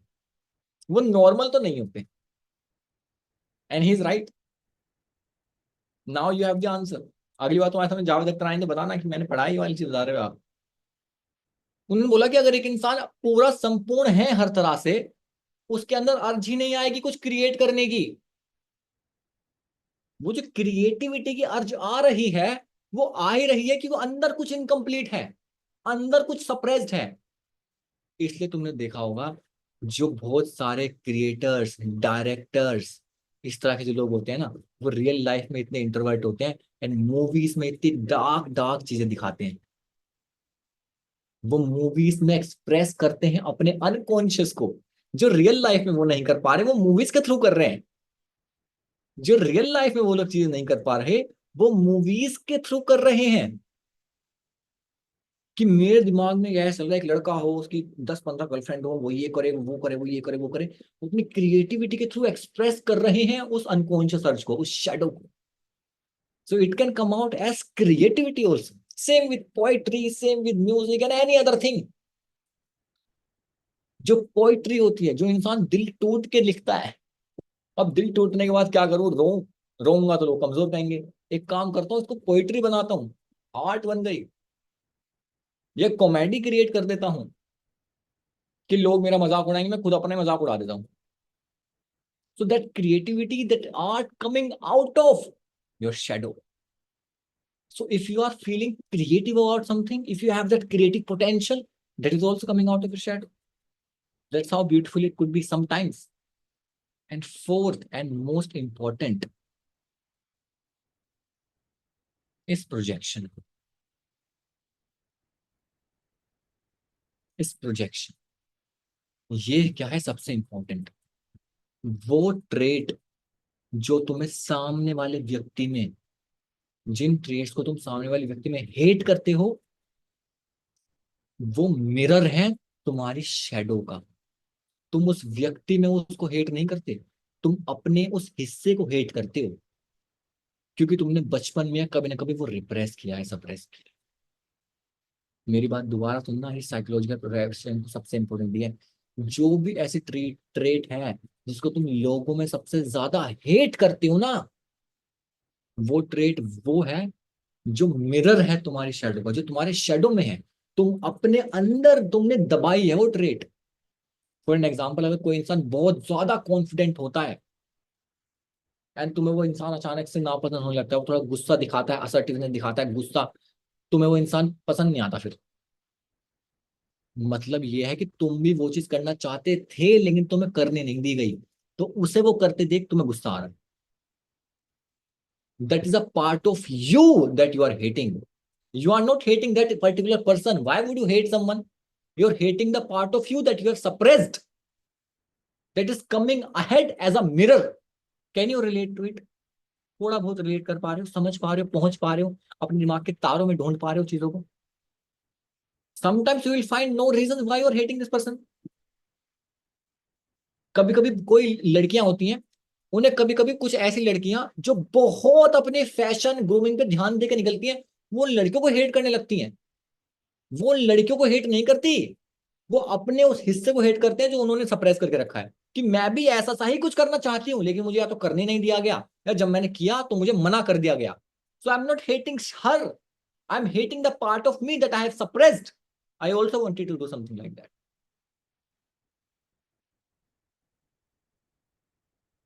सो that is psychological projection. And ये जो चार चीजें मैंने तुम्हें बताई ना, ये गोल्डन तरीके हैं जहां से तुम्हें साइंस मिल सकते हैं तुम्हारी शेडो के। मैनिफेस्टेशन कैसे होता है तुम्हारी उस शेडो का तुम्हारे एडल्टहुड में? फर्स्ट इज दी तुम्हारे इमोशनल रिएक्शन, कोई भी सिचुएशन जब तुम्हें बहुत ज्यादा इमोशनली ट्रिगर कर पाए। Second is the work place and professional life, जहाँ वर्क प्लेस में तुम अपने आप को प्रेजेंट ना कर पाओ असर्टिव तरीके से, तुम पैसिव तरीके ढूंढो अपने काम निकलवाने की, टेक्निक लगाने की कोशिश करो, तुम ऑन ऑन मतलब अपफ्रंट ना बोल पाओ। Third is the creativity and social outlet, जब तुम्हारे अंदर एक अर्ज हो to create something again and again and again and again. And fourth and most important, psychological projection, when you are when you have so much hate for something in someone, it means it's a mirror for your shadow. You are not hating that person, you are hating the part of you that you are suppressed. Spot on। समझ आई चीज? Step by step चलेंगे दोस्तों।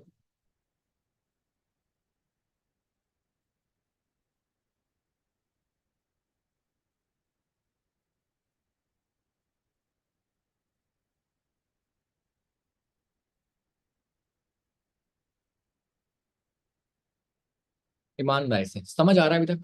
कुछ हवा में, थोड़ा बहुत हवा में जा रहा होगा लेकिन ज्यादा तो पहुंच पा रहा है ना दिमाग में? थोड़े तार ढूंढ पा रहे हो ना इधर उधर? कार्ल जंग बोलते हैं, अगर तुमने अपनी शैडो को देख लिया और अपनी शैडो को तुमने इंटीग्रेट कर लिया अपने पूरे सेल्फ में, तो तुम अपने अल्टीमेट पोटेंशियल ढूंढ सकते हो। वो बोलते हैं, क्या पता तुम्हारा टैलेंट तुम्हारी शैडो में छुपा हो। इसलिए मैं भी बोलता हूँ, क्या पता तुम उस चीज में टैलेंटेड हो मेरे भाई, जो तुमने आज तक ट्राई नहीं करी बाद में कभी। वो तुम्हारी शैडो का हिस्सा है, लेकिन जब तुम अपनी शैडो को इंटीग्रेट नहीं करोगे, वो हिस्सा छुपा ही रह जाएगा, तुम्हारा पोटेंशियल, तुम्हारा हिडन पोटेंशियल। याद करते हो कभी कभी जो लोग बोलते हैं, यार बचपन में ना लोग मेरी इस चीज के लिए बहुत तारीफ करते थे, यार ये कितना अच्छा करता है, बाद में मैंने वो चीजें करनी बंद कर दी। It could be sports, it could be art, it could be dancing, it could be singing, it could be anything. It could be debate, it could be playing an instrument। कि जिस चीज को लेकर बचपन में तुम्हारी तारीफ होती थी, फिर कुछ ऐसा मोमेंट आया जिसके बाद तुमने वो कहने करनी बंद कर दी। तुम्हारी शैडो में तुम्हारा वो अल्टीमेट पोटेंशियल छुपा है, जिसकी तुम्हें जरूरत है to achieve the wonders in life. And not only potential, you need traits that it could be for discipline, it could be for routine। I will tell you how you are not disciplined, जिसका reason भी तुम्हारी shadow में ही छुपा है। क्यों तुम अपने आप को सेल्फ सेबोटाज करते हो, खुद को ही अपॉर्चुनिटीज लेने से रोकते हो, बिकॉज ऑफ योर शेडो।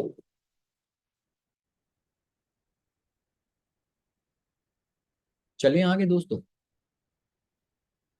पानी वानी पी लो, चल रहे हैं फिर हम। क्योंकि जब आगे मैं शुरू करूंगा तो मौका नहीं मिलेगा पानी पीने का। भैया कैमरे तो हमने खोले नहीं है, पानी क्या हमें तो, जहर पी लूं तो ना पता चले आपको। पानी क्या चीज है। चले दोस्तों, कार्ल यूंग भी कह रहे होंगे किन लोगों के भरोसे छोड़ दिया मैंने शैडो का कॉन्सेप्ट।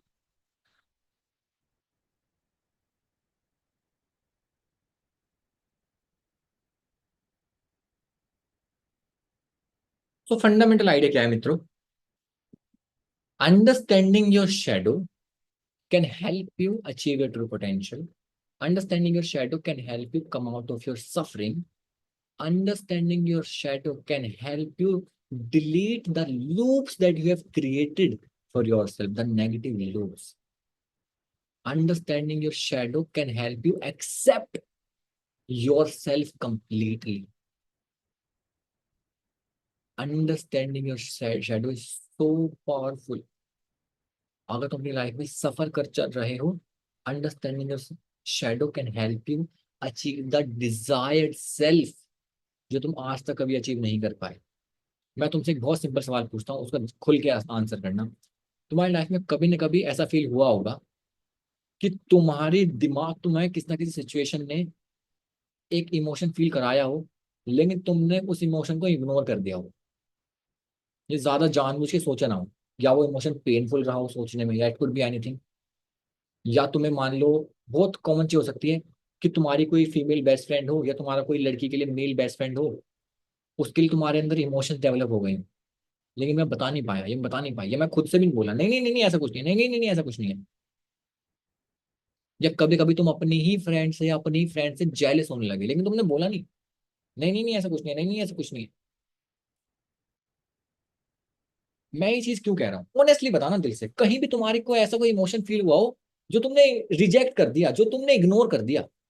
Many times. होता क्या है, तुम्हारी लाइफ में जितनी भी एक्सपीरियंसेस होते हैं, तुम्हारी लाइफ में जितने भी चैलेंजेस आते हैं, तुम्हारी लाइफ में जितने भी लोग आते हैं, वो हर बार तुम्हें मौका मिलता है तुम्हारी शैडो को देखने का, लेकिन हम उसे इग्नोर करते जाते हैं क्योंकि हम अवेयर ही नहीं है। वो जो हमें इमोशंस फील होते हैं, वो जो हमें एंगर फील होता है, वो जो हमें लस्ट फील होता है, वो जो हमें सप्रेशन फील होता है, वो जो हमें गिल्ट फील होता है, शेम फील होती है, वो कोई भी सिचुएशन हो, इट कुड बी शरीर का कांपना हो before getting on stage for public speaking, it could be increasing of heart beat before talking to a woman, it could be procrastinating even after knowing that it is important for you. It could be anything. हमारी life में जितने भी experiences, challenges या लोग आते हैं, हर बार तुम्हें मौका मिलता है तुम्हारी शैडो की तरफ देखने का, लेकिन उस समय तुम कॉन्शियस नहीं होते और उस मौके को इग्नोर करते चले जाते हो। आज अगर तुम इस चीज को सोच के देखोगे तो तुम्हें पता चलेगा, हाँ, ऐसा कई बार हुआ है कि मेरे को कोई ना कोई इमोशन फील हुआ, मैंने उसको इग्नोर कर दिया। जैसे कभी कभी तुम रिलेशनशिप में होते हो, कभी कभी तुम्हें रिलेशनशिप में होने के बाद किसी और लड़के या किसी और लड़की के लिए इमोशंस फील होते हैं, that is normal as a human. But हम उन इमोशंस को इग्नोर कर देते हैं, नहीं नहीं ऐसा कुछ नहीं है, मुझे नहीं होना चाहिए, ना ना ना ना ना ना।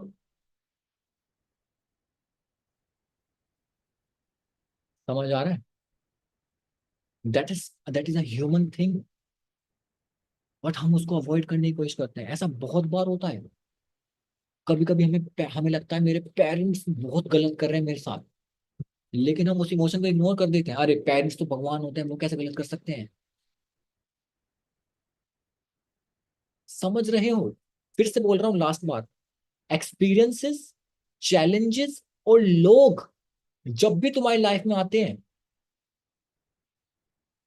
वो तुम्हें कोशिश कर रहे होते हैं कि तुम अपनी शैडो की तरफ देखो, लेकिन हम उन्हें इग्नोर कर देते हैं। आज के बाद तुम्हारा यही रीजन है, चाहे वो इमोशनल रिएक्शन हो, प्रोजेक्शन हो, क्रिएटिविटी हो, वर्क प्लेस टॉक्सिसिटी हो, तुम्हें जब भी तुम ऐसी सिचुएशन में होते हो जहां पर तुम्हें ये चीजें फील होती हैं, तुम्हें अपने इमोशन को इग्नोर नहीं करना। सबसे पहले जो भी तुम्हें फील हो रहा है, that is pointing towards your shadow, something you have suppressed through out the years, the part of personality you have rejected, the part of personality you have rejected. And जब तक तुम उसको इंटीग्रेट नहीं करोगे ना अपने साथ, जब तक कुछ नहीं होगा। चलो मैं तुम्हें एक और चीज बोलता हूँ। तुम्हें ऐसा हुआ है कभी कि तुम्हारे सामने कोई इंसान ने तुम्हें कोई तुम्हारी लाइफ का पहला इवेंट याद दिला दिया और तुम्हें गुस्सा आ गया? तुम्हारी लाइफ के किसी एक इंसान का नाम ले दिया तो मुझे गुस्सा आ गया। कोई ऐसी पर्टिकुलर बात याद दिला दी तो मुझे गुस्सा आ गया। तुम्हें कोई तुम्हारा फेलियर याद दिला दे तो तुम्हें गुस्सा आ गया। तुम एक चीज सोचना ध्यान से, अगर ये बात तुम खुद से कर चुके होते और उसके साथ पीस मेंटेन कर चुके होते, क्या कोई बाहर का इंसान आके तुम्हें गुस्सा दिला सकता था? आज कोई मुझे आके कह सकता है अरे इंजीनियरिंग करने निकला था घर से, इससे इंजीनियरिंग हुई नहीं तो इनने साइकोलॉजी करनी स्टार्ट कर दी, मुझे कहेगा तो क्या मुझे बुरा लगेगा? मुझे नहीं मिलेगा, क्योंकि आई हैव ये कम्युनिकेशन मैं खुद के साथ कर चुका हूं। तुम्हें बुरा क्यों लगता है? क्योंकि तुमने वो कन्वर्सेशन कभी खुद के साथ करी ही नहीं। इसलिए जब दूसरा इंसान बोला तुम्हें वो बुरा लग रहा है। मैं इतना कमजोर हूं कि कोई इंसान के शब्द मुझे बुरा फील करवा देने।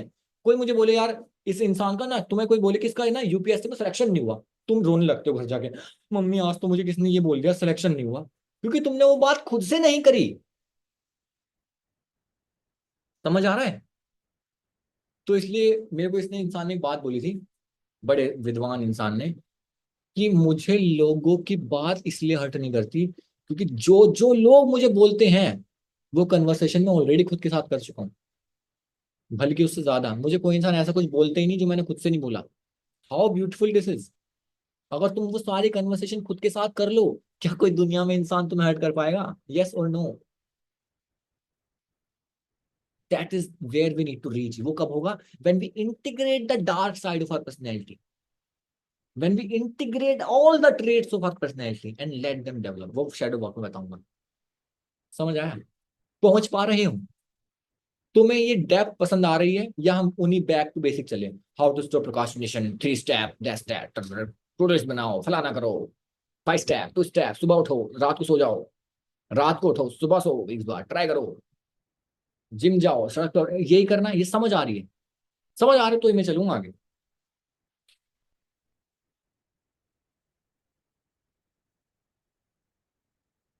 सब सब सबसे पूछ रहा हूँ, नए पुराने जितने भी, अगर ऐसा कोई जो नया है उसे फिर भी समझ आ रहा है। अगर नए को समझ आ रहा है it means we are going good. ठीक है?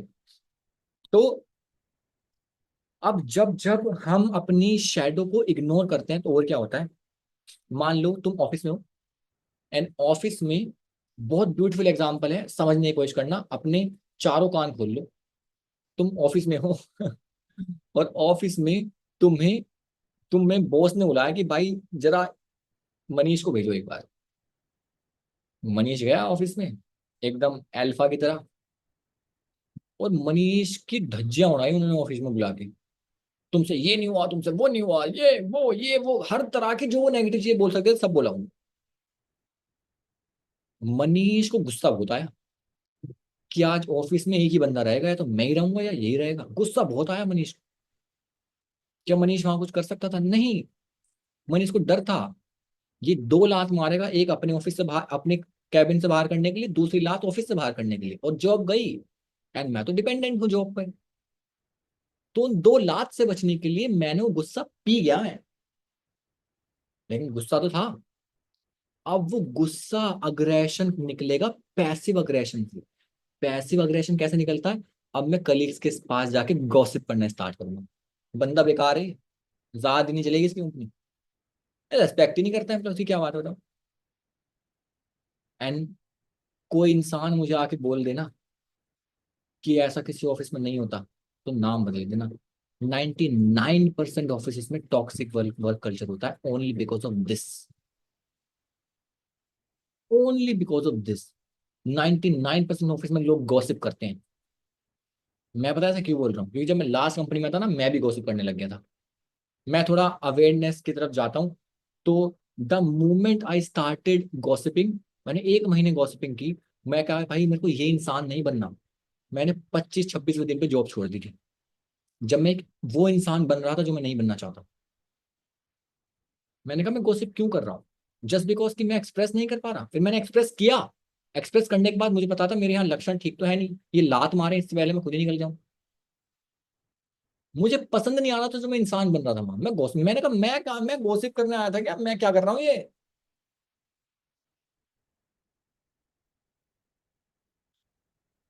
समझ आया? फंडामेंटल आइडिया क्या है? फंडामेंटल आइडिया यही है भाई, पैसिव अग्रेशन, गॉसिपिंग। अब कहोगे भैया मैं तो कॉलेज में गॉसिपिंग करती हूँ मैंने तो ऑफिस का वेट भी नहीं किया मेरी दोस्त थी, मुझे फोन करने से पहले उसने एक दूसरी लड़की को फोन कर दिया उसके बाद देखो मैंने जो गॉसिप करी है उसके बारे में। मैं तो कहा कि नकली है उसका फोन, आईफोन कोई है उसका, वो तो कवर लगाती है नकली। मुझे पता है, मैं तो गई थी उसके साथ दिलाने, मैंने तो धज्जे उड़ा दी भैया उस लड़की की। क्या ही बात है फिर तो। टीचर, टीचर की तो मैंने ऐसी ऐसी अफवाह फैलाई है, क्यों, एक बार उसने मुझे फेल कर दिया था, फिर देखो, मैं तो पोस्टर लगवाने बाकी थे भैया बस।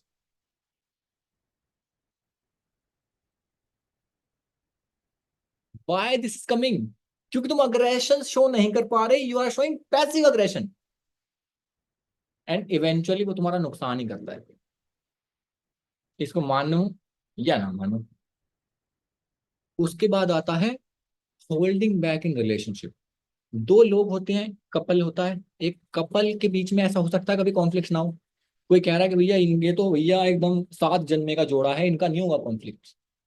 कॉन्फ्लिक्ट तो सबका होगा भाई, दो इंसान एक जैसे कोई होते हैं। लेकिन तुम्हें लगता है अगर मैं अपना अग्रेशन शो करूंगा तो ये चली ना जाए, मैं अपना अग्रेशन शो करूंगा तो ये चला ना जाए, तुम अपनी इमोशंस एक्सप्रेस करना ही बंद कर देते हो। You hold your self back, you stop expressing your true self. कभी कभी तो ऐसा होता है इंसान अपनी पसंद भी एक्सप्रेस करना बंद कर देता है। अगर बोलते हैं मुझे ऐसी मूवीज पसंद है, कहते हैं तुम कैसी मूवी देखती हो यार, वो इंसान अपनी पसंद भी एक्सप्रेस करना बंद कर देता है। You start holding back your emotions, your needs, your likes, your dislikes. Do you really think that will contribute to your relationship? That will never happen. वो रिलेशनशिप खराब ही होगा एक टाइम पे जाकर। यू सेल्फ सेबोटाज, तुम रोकते हो खुद को अपने चीजें एक्सप्रेस करने से, because of some sort of insecurity that has been developed in your head, in your shadow. ये इमोशन शो नहीं करना मुझे। समझ आ रहा है? पहुंच पा रहे हो?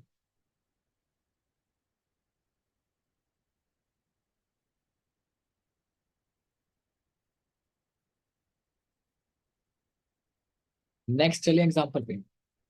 तुमने अपने कभी कभी कॉन्शियस गोल्स बनाए होंगे, मुझे 6 महीने में वेट लॉस करना है, या मुझे ये करना है, मुझे वो करना है, मुझे फलाना करना है, मुझे ठिकाना करना है, जो भी है, मुझे ये अचीव करना है, मुझे ये स्किल सीखना है, मुझे ये पैसे कमाना है। बट उसके लिए जिन जिन चीजों को करने की जरूरत है वो तुम नहीं कर पा रहे। फॉर एन एग्जाम्पल, तुम्हें सोशल मीडिया पे कंटेंट डालना है और तुम्हारे करियर के लिए, लोग क्या बोलेंगे, मोहल्ले वाले क्या बोलेंगे, ये क्या बोलेंगे, वो क्या बोलेंगे, इस चक्कर में तुम कंटेंट ही नहीं डाल पा रहे।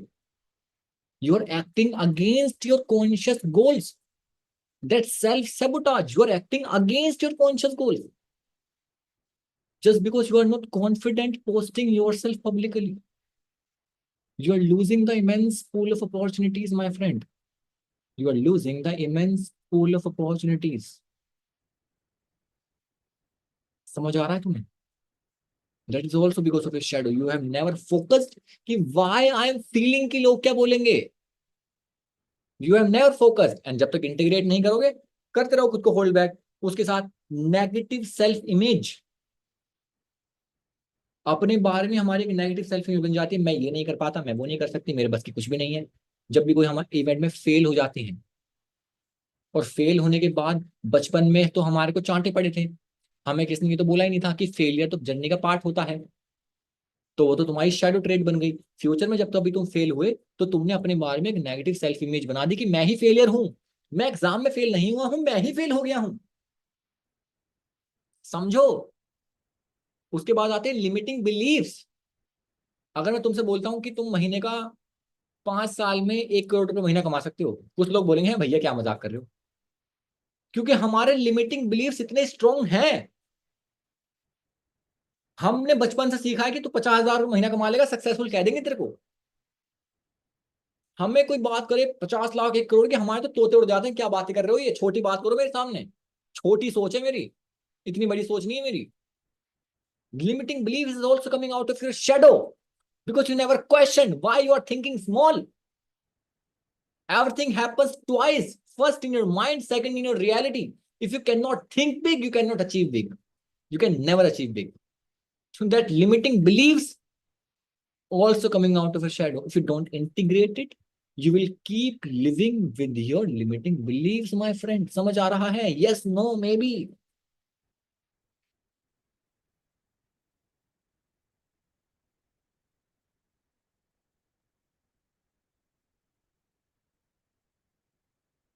यानी ये ही कुछ एग्जांपल्स हैं जो तुम्हारी ईगो चुनती है दोनों के बीच में रिजोल्व करने के लिए, जब तुम्हारी शैडो इंटीग्रेट नहीं होगी।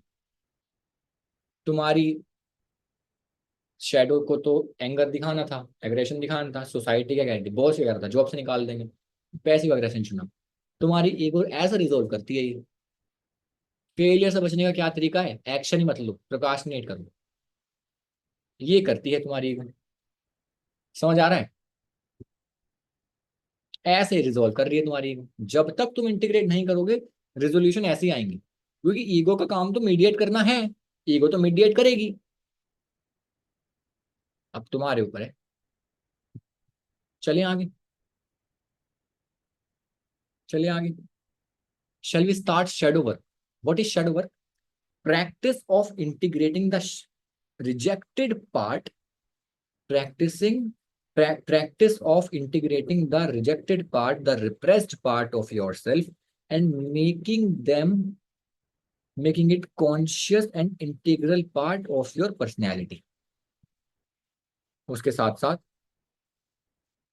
यहाँ तक समझ आया?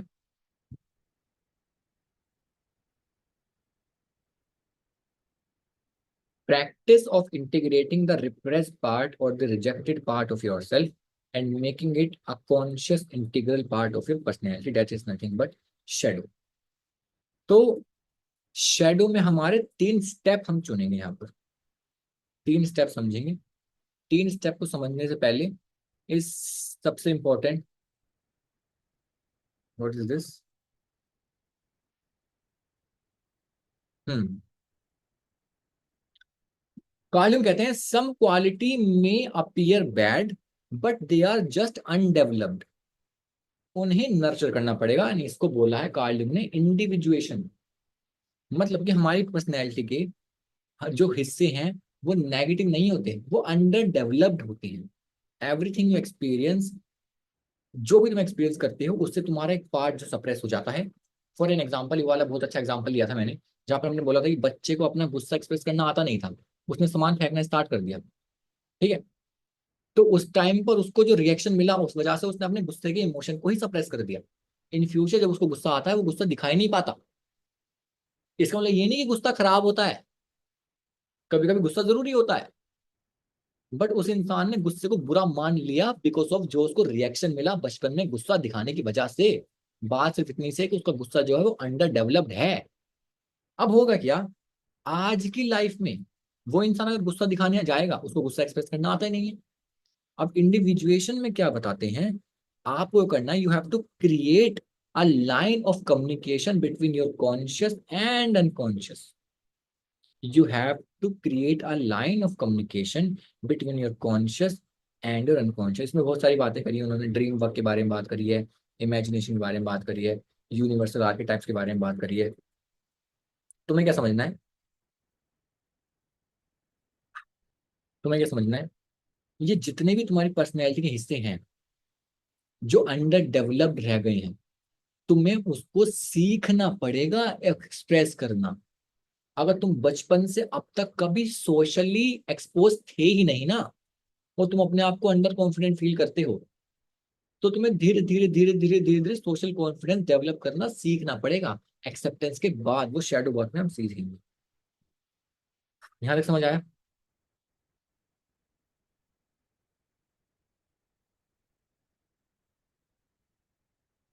ठीक है।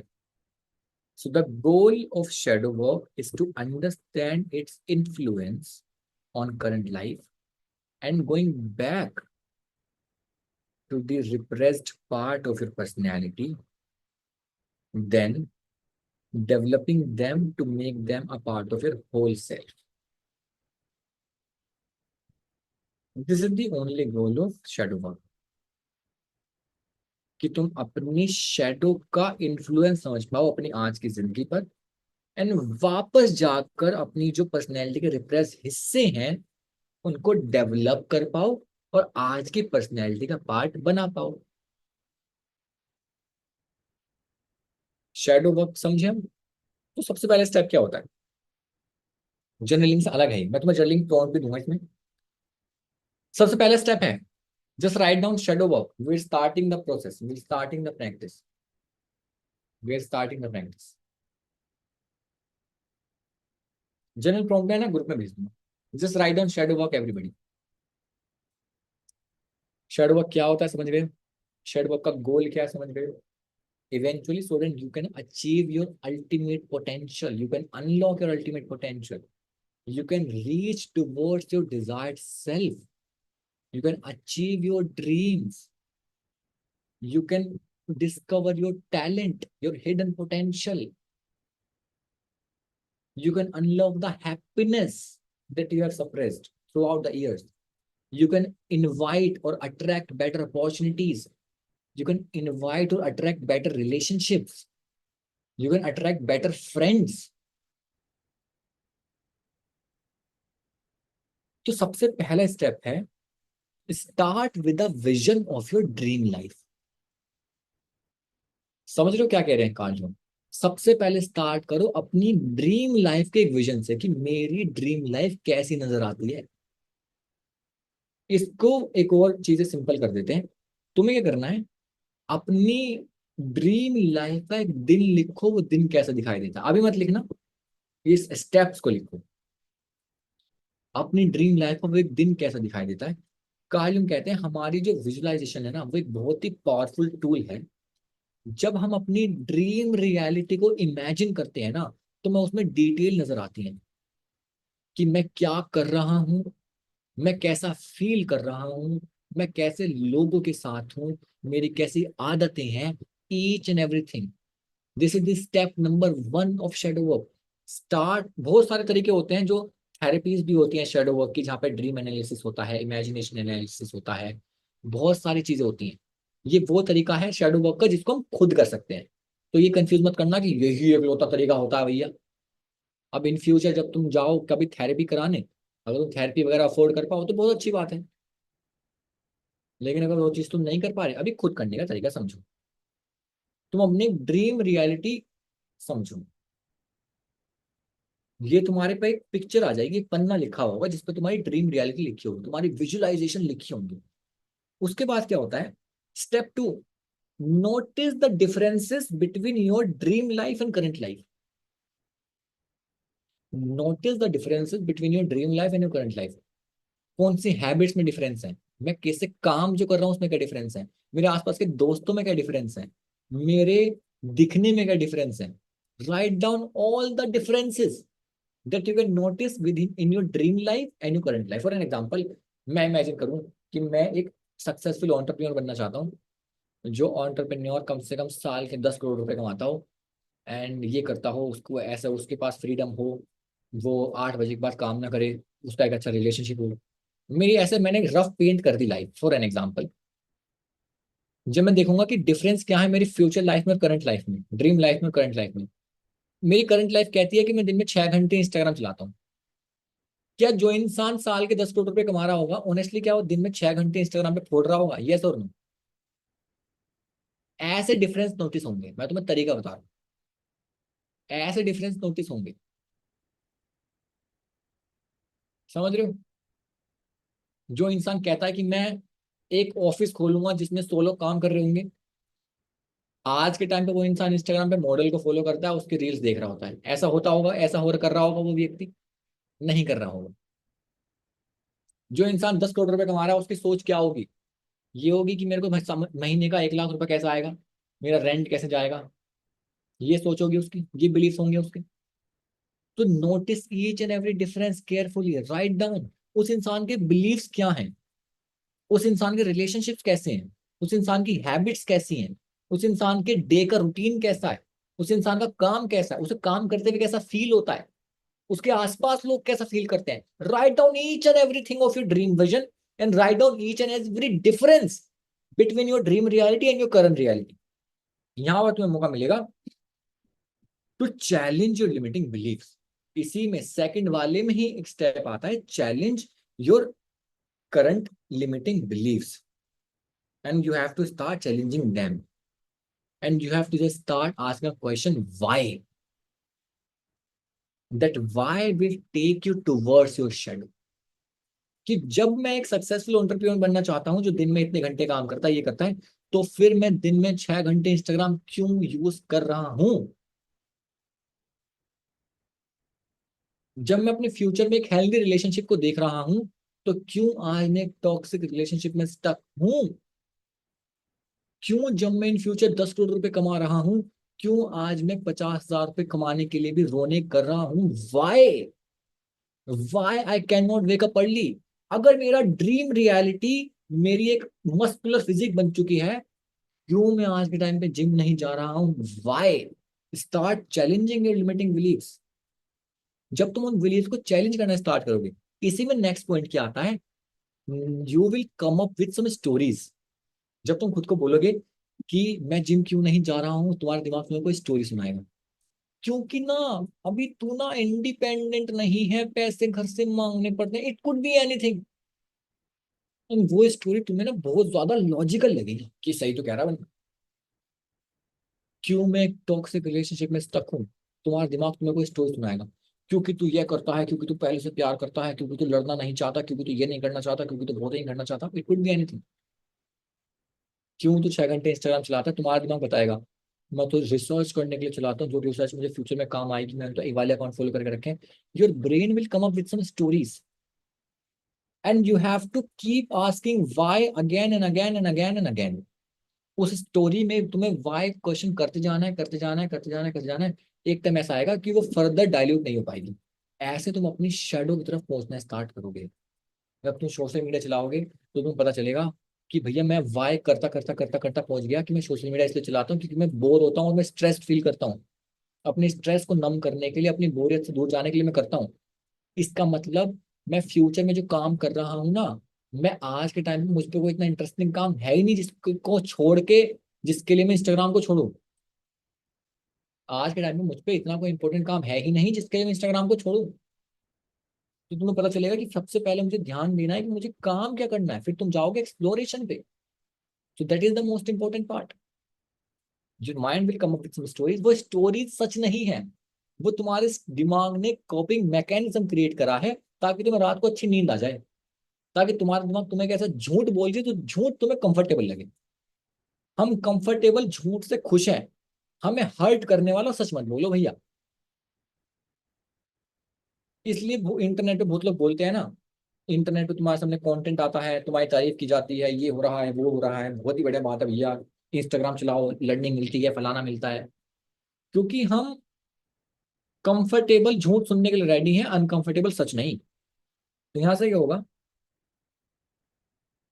फॉर एन एग्जाम्पल, तुमने बोला आज के टाइम पर कि भाई आई am not discipline enough. Again put a question why, then your mind will say something, then again put a question why, again your mind will come up with a story, again put a question why। इसमें दो चीजों का ध्यान रखना। First, तुम्हारे दिमाग में ऐसे ऐसे थॉट्स आएंगे जो तुम्हें बहुत अनकंफर्टेबल लगेंगे। खुद को जज नहीं करना।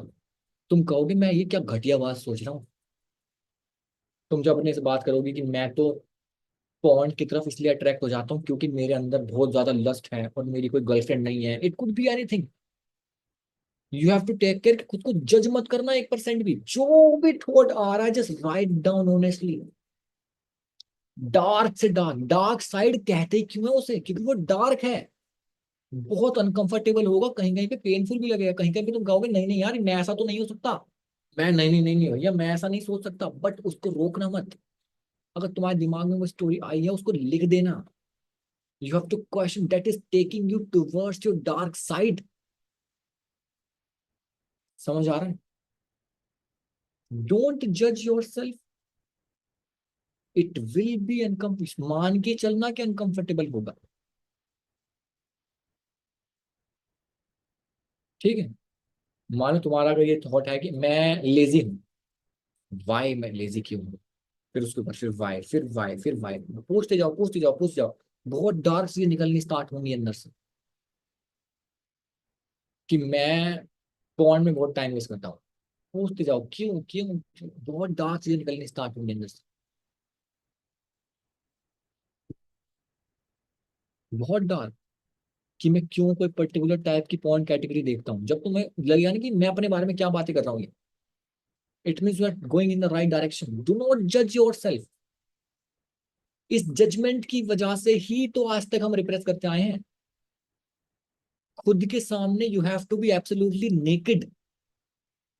You have to be prepared to look at yourself as it is without any filters. क्योंकि वो तुम ही हो, सप्रेस करके भी क्या ही फाड़ लोगे।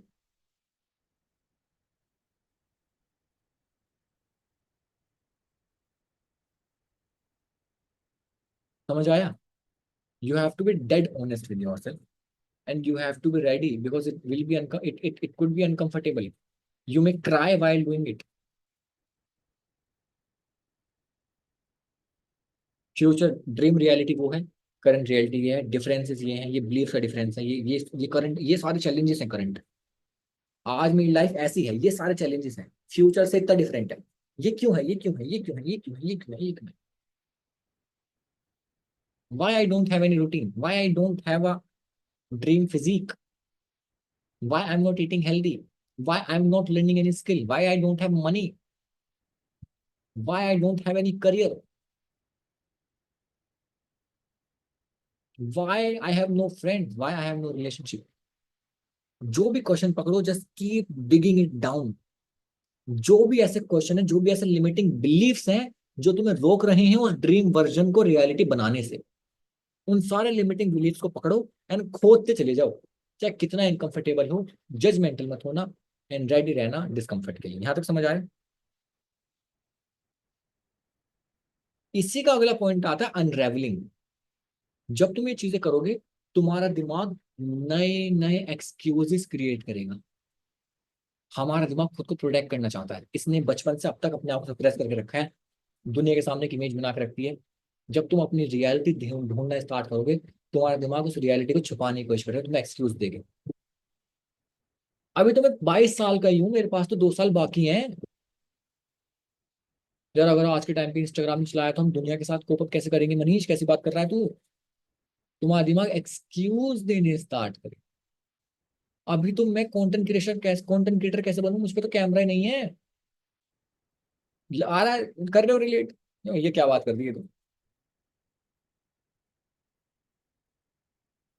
मैं कैसे वीडियोस बनाऊं? मुझ पे तो आईफोन नहीं है। तुम्हारा दिमाग ऐसा एक्सक्यूज देने स्टार्ट करेगा। करना फिर से वही है, स्टार्ट आस्किंग क्वेश्चन व्हाई। क्या जिस इंसान के पास ये सिचुएशन होती है क्या वो नहीं करता? बहुत सारे लोग तो मिल जाएंगे जो करते होंगे। वो एविडेंसेस फीड करो and start keep asking question why. आज क्यों नहीं कर सकता मैं वो चीज जिसको मैं डील कर रहा हूँ? You have to rise above your excuses. Deep deep. तुम ध्यान रखना, वो एक्सक्यूजेस रियल नहीं है, वो तुम्हें लॉजिकल लगेंगे। वो जितने ज्यादा लो वो जितने ज्यादा लॉजिकल लगे ना, समझ लेना तुम्हारा दिमाग उतना ही ज्यादा कोशिश कर रहा है तुम्हें प्रोटेक्ट करने की, कि तुम उस डार्क साइड तक पहुंच ना पाओ। जितने ज्यादा लॉजिकल लगे, समझना उतना ही ज्यादा तुम्हारा दिमाग तुम्हें प्रोटेक्ट करने की कोशिश कर रहा है कि तुम अपनी डार्क साइड तक पहुंच ना पाओ। क्योंकि अगर तुम अपनी डार्क साइड तक पहुंच गए, तुम्हें वहां पर गोल्ड मिलेगा प्योर। तुम्हें पोटेंशियल मिलेगा अनलिमिटेड। Unlimited potential. दुनिया के सक्सेसफुल लोगों की बात करो जो बहुत सक्सेसफुल है। दुनिया हजार चीजों में उनको गाली बकती है, क्या नहीं बकती? क्या इलोन मस्क को गाली नहीं पड़ती कि कितना एरोगेंट है? ऐसा कोई इंसान नहीं है जो सक्सेसफुल है उसे गाली ना पड़ती हो।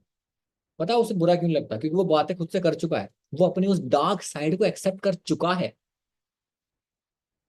वो अभी जो इन्फोसिस के कहाँ के जो वो बॉस हैं जिन्होंने बोला था 70 घंटे काम करो, दुनिया ने उन्हें गाली बकी, उन्हें कोई फर्क पड़ा? पढ़ने दो। वो अपनी डार्क साइड को एक्सेप्ट कर चुके हैं, जो भी है। ओवर वर्क करने वाली हो, कुछ भी हो, तुम्हारे अंदर जो, हाँ नारायण मूर्ति, तुम्हारे अंदर जितने भी इमोशंस हैं, जो भी तुम सक्सेसफुल लोगों को देखोगे वो अपना पोटेंशियल क्यों अचीव कर पाए? क्योंकि उन्होंने अपनी शेडो को इंटीग्रेट किया एंड अपनी उस डार्क साइड को, डार्क ट्रेट को एक्सेप्ट किया एज इट इज, एंड उल्टा इवॉल्व और नर्चर होने का मौका दिया। वहीं पर छुपे हैं तुम्हारे टैलेंट, वहीं पर छुपे है तुम्हारी क्रिएटिविटी, वहीं पर छुपा है तुम्हारा potential. So that's your second step. Third step है इंटीग्रेशन। एंड इंटीग्रेशन में पहला पॉइंट है accept your shadow at it as it is. चाहे वो कितनी भी डार्क हो, चाहे तुम अपने बारे में कितनी सेक्सुअल अर्जिस के बारे में पता चले, तुम्हारे अग्रेशन के बारे में पता चले, तुम्हारी डार्क चीजों के बारे में पता चले, इट कुड बी एनीथिंग। कभी कभी होता है कि भाई तुमने अपनी दोस्त को चीट किया हो, लेकिन तुमने अपने आप को झूठ बोल दिया, यार मैंने तो चीट इसलिए किया क्योंकि मुझे करना पड़ गया, मजबूरी थी। जब तुम अपनी डार्क साइड के साथ बैठोगे तुम्हें पता चलेगा। ये इस तरह समझो कि तुमने इनवाइट किया है अपनी डार्क साइड को बात करने एज इट इज, कन्फ्रंटेशन के लिए तुम खुद के साथ कन्फ्रंट कर रहे हो। एंड झूठ नहीं बोलना। तुम जब बोलते हो ना खुद से कि यार मैंने तो इसलिए किया चीट क्योंकि चीट करना जरूरी था, वरना वो अपना नुकसान कर रहा था, ये वो, तुम खुद से सच बोलोगे मैंने चीट इसलिए किया क्योंकि मैं जेलस था। तुमने अपनी पार्टनर को कभी चीट कर दिया हो, तुम बोलते हो यार वो मुझे अच्छे से ट्रीट नहीं करता था इसलिए मैंने उसे चीट कर दिया, तुम बैठ के सच बोलोगे कि ट्रीट तो उसने मुझे जब खराब करना स्टार्ट किया, जब उसे पता चला कि मैं किसी और को के साथ टाइम भी स्पेंड कर लूं। It could be anything. You have to be honest. It's like you are inviting your shadow self and having a one-to-one conversation, confrontation, and you have to accept your dark side। चाहे उसमें कितनी ही jealousy हो, कितना ही guilt हो, कितना ही Shem हो, कितना ही regret हो, कितना ही पेन हो, कितने ही हर्टिंग इमोशंस हो। अभी तुम्हें मेरी बात सुनने में हल्की लग रही है क्योंकि शायद मैं वो डार्क चीजें बोल नहीं रहा हूँ यहाँ पर, लेकिन जब तुम अपने साथ बैठोगे ना, तुम अपने बारे में इतनी डार्क चीजें नजर आएंगी कि तुम कभी कभी लोगों पे इतना गुस्सा आता है तुम्हारा मन करता है कि इसको मारने तक का। कभी कभी तुम्हारे अंदर इतनी सेक्सुअल अर्जेस होती है कि तुम उन्हें एक्सप्रेस करने का मन करता है। कभी कभी तुम्हारा मन करता है एक से ज्यादा पार्टनर्स के साथ रिलेशनशिप में आने का। These things are true. Society में इनको जगह नहीं है इनके लिए, इसलिए तो ये चीजें सरफेस पे नहीं होती। अंदर तो सबके होती हैं बहुत लोगों के। You have to be honest. समझ आ रहा है? The first is the accept your shade. Second is integration में दूसरी चीज क्या चाहिए, वो चाहिए you need to believe that bad person is not equals to bad bad qualities.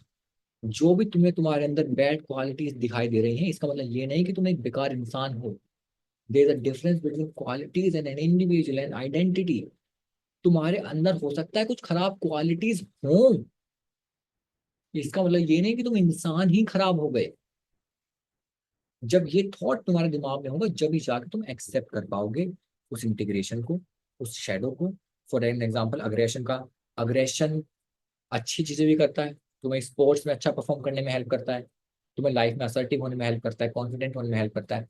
Aggression नुकसान भी करता है, रिलेशनशिप की बैंड बजा देता है।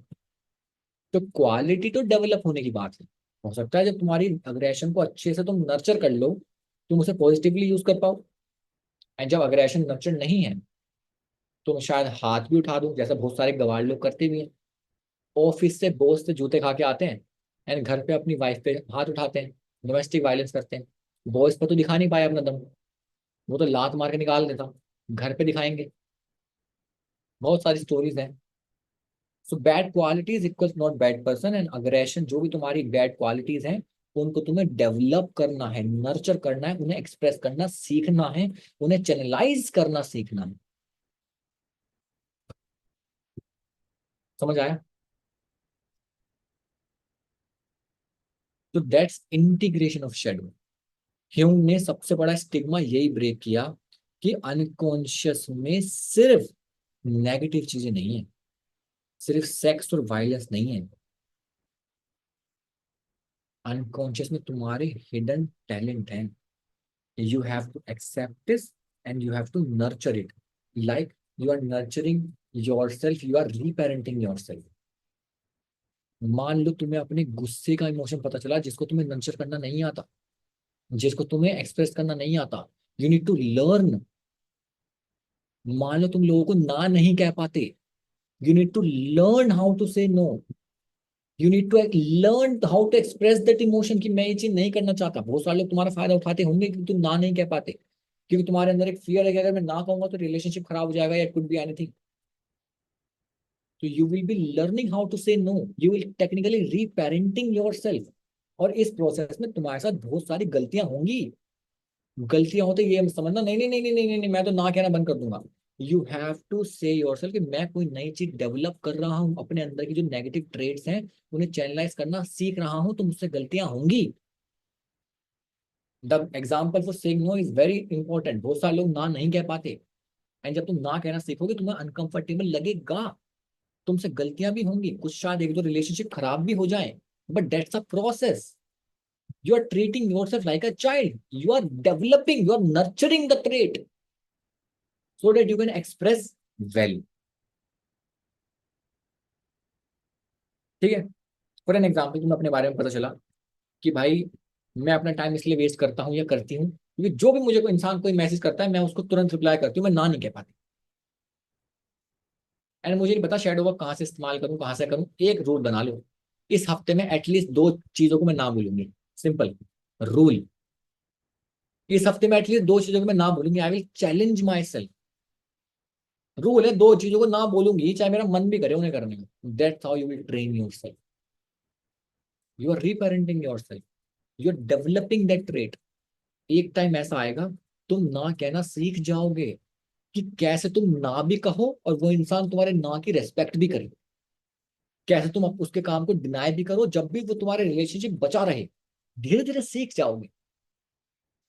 जस्ट लाइक जब तुम क्रिकेट खेलते हो धीरे धीरे सीखते हो ना, कोई स्पोर्ट्स खेलते हो धीरे धीरे सीखते हो, ऐसे इमोशन एक्सप्रेस करना भी हम धीरे धीरे सीखते हैं। दोस्ती करना भी तो हमने धीरे धीरे सीखा था। जो तुम्हारे अंडर डेवलप्ड इमोशंस हैं उनको हमने रिजेक्ट करके रखा है, उन्हें एक्सेप्ट करना है और नर्चर करने देना है। समझ आया? सप्रेस ट्रेट्स को डेवलप होने में टाइम लगेगा, सीखना पड़ेगा, नर्चर करना पड़ेगा। रूल सिर्फ एक ही है, you have to have a learner's mindset. You have to have a learner's mindset. For an example तुमने बोला कि यार तुम सुबह नहीं उठ पाते, तुम्हारे अंदर वो डिसिप्लिन नहीं है। तुमने कहा कि मैं हफ्ते में केवल एक दिन तो सुबह जरूर उठूंगा। क्योंकि बोला जा, अगर हम बात करें डिसिप्लिन की, बोला जाता है start small but do it. तुमने बोला मेरे को जिम नहीं जा पा रहा हूँ इसलिए मेरी फिजिक अच्छी नहीं है, मैं 10 मिनट के लिए जिम जाऊंगा लेकिन जाऊंगा। Start small but do it. That's how you gain confidence, by building the evidences. तुम्हारे पास जितने एविडेंस होंगे ना किस चीज के, कि जो मैं बोलता हूँ वो मैं करता हूँ, ये सबसे ज्यादा दुनिया में कॉन्फिडेंस बिल्डिंग चीज होती है। कि मैं वो करता हूँ जो मैं बोलता हूँ। और ऐसे क्या होगा, ऐसे तुम्हारे एविडेंस बिल्ड होंगे, उस एविडेंस से कॉन्फिडेंस बिल्ड होगा, एंड तुम्हारा दिमाग बिलीव करने स्टार्ट करेगा नहीं यार मैं कॉन्फिडेंट हूँ, ऐसी बात नहीं है। मैंने थोड़ी ज्यादा ही गालियां बक दी खुद को, इतना भी खराब नहीं है मेरा हिसाब, मैं कॉन्फिडेंट हूँ भाई। राइट डाउन स्पॉट ऑन, अगर यहाँ तक समझ आया तो कोई।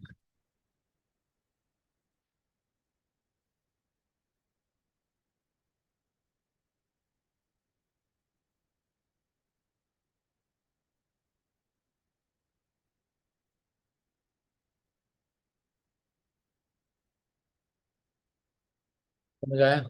Everybody. It could B for social confidence कि भैया मुझे लोगों के बीच में जाके एंजाइटी होती है, मुझे अननोन लोगों से बात करने में एंजाइटी होती है। Just go on street and खुद को रूल बनाओ कि आज मैं एक अननोन इंसान के साथ बात करूंगा, चाहे वो सोसाइटी का गार्ड हो, चाहे वो दुकानदार हो। वहां से धीरे धीरे एविडेंस बिल्ड होगा। फिर मैं एक नॉर्मल दो इंसान के साथ बात करूंगा जो मेरे को घूमता मिल गया है, जिम में किसी इंसान से बात करूंगा, कॉन्फिडेंस बिल्ड होगा। फिर मैं एक से ज्यादा लोगों से बात करूंगा, कॉन्फिडेंस बिल्ड होगा। फिर इन फ्यूचर में लड़की से बात करूंगा और कॉन्फिडेंस बिल्ड होगा। तो start small but do it and build evidence. ऐसे करते करते करते करते तुम अपने अंडर डेवलप्ड ट्रेड्स को डेवलप करोगे और उन्हें एक्सप्रेस करना सीखोगे। एंड अगर ये चीज करके भगवान की दुआ से और तुम्हारी मेहनत से तुमने अपनी शैडो को इंटीग्रेट कर लिया अपने सेल्फ के साथ, अपने एक्चुअल सेल्फ के साथ, उसके बाद यू विल बिकम अनस्टॉपेबल। कोई इंसान तुम्हें हर्ट नहीं कर पाएगा। You will discover your passion, you will discover your hidden potential, and you will discover your discipline personality, and then you will have a clear path to reach your desired self. समझ आया? मजा आया? तो give me a spot on अगर तुम्हें आज का session समझ आया तो।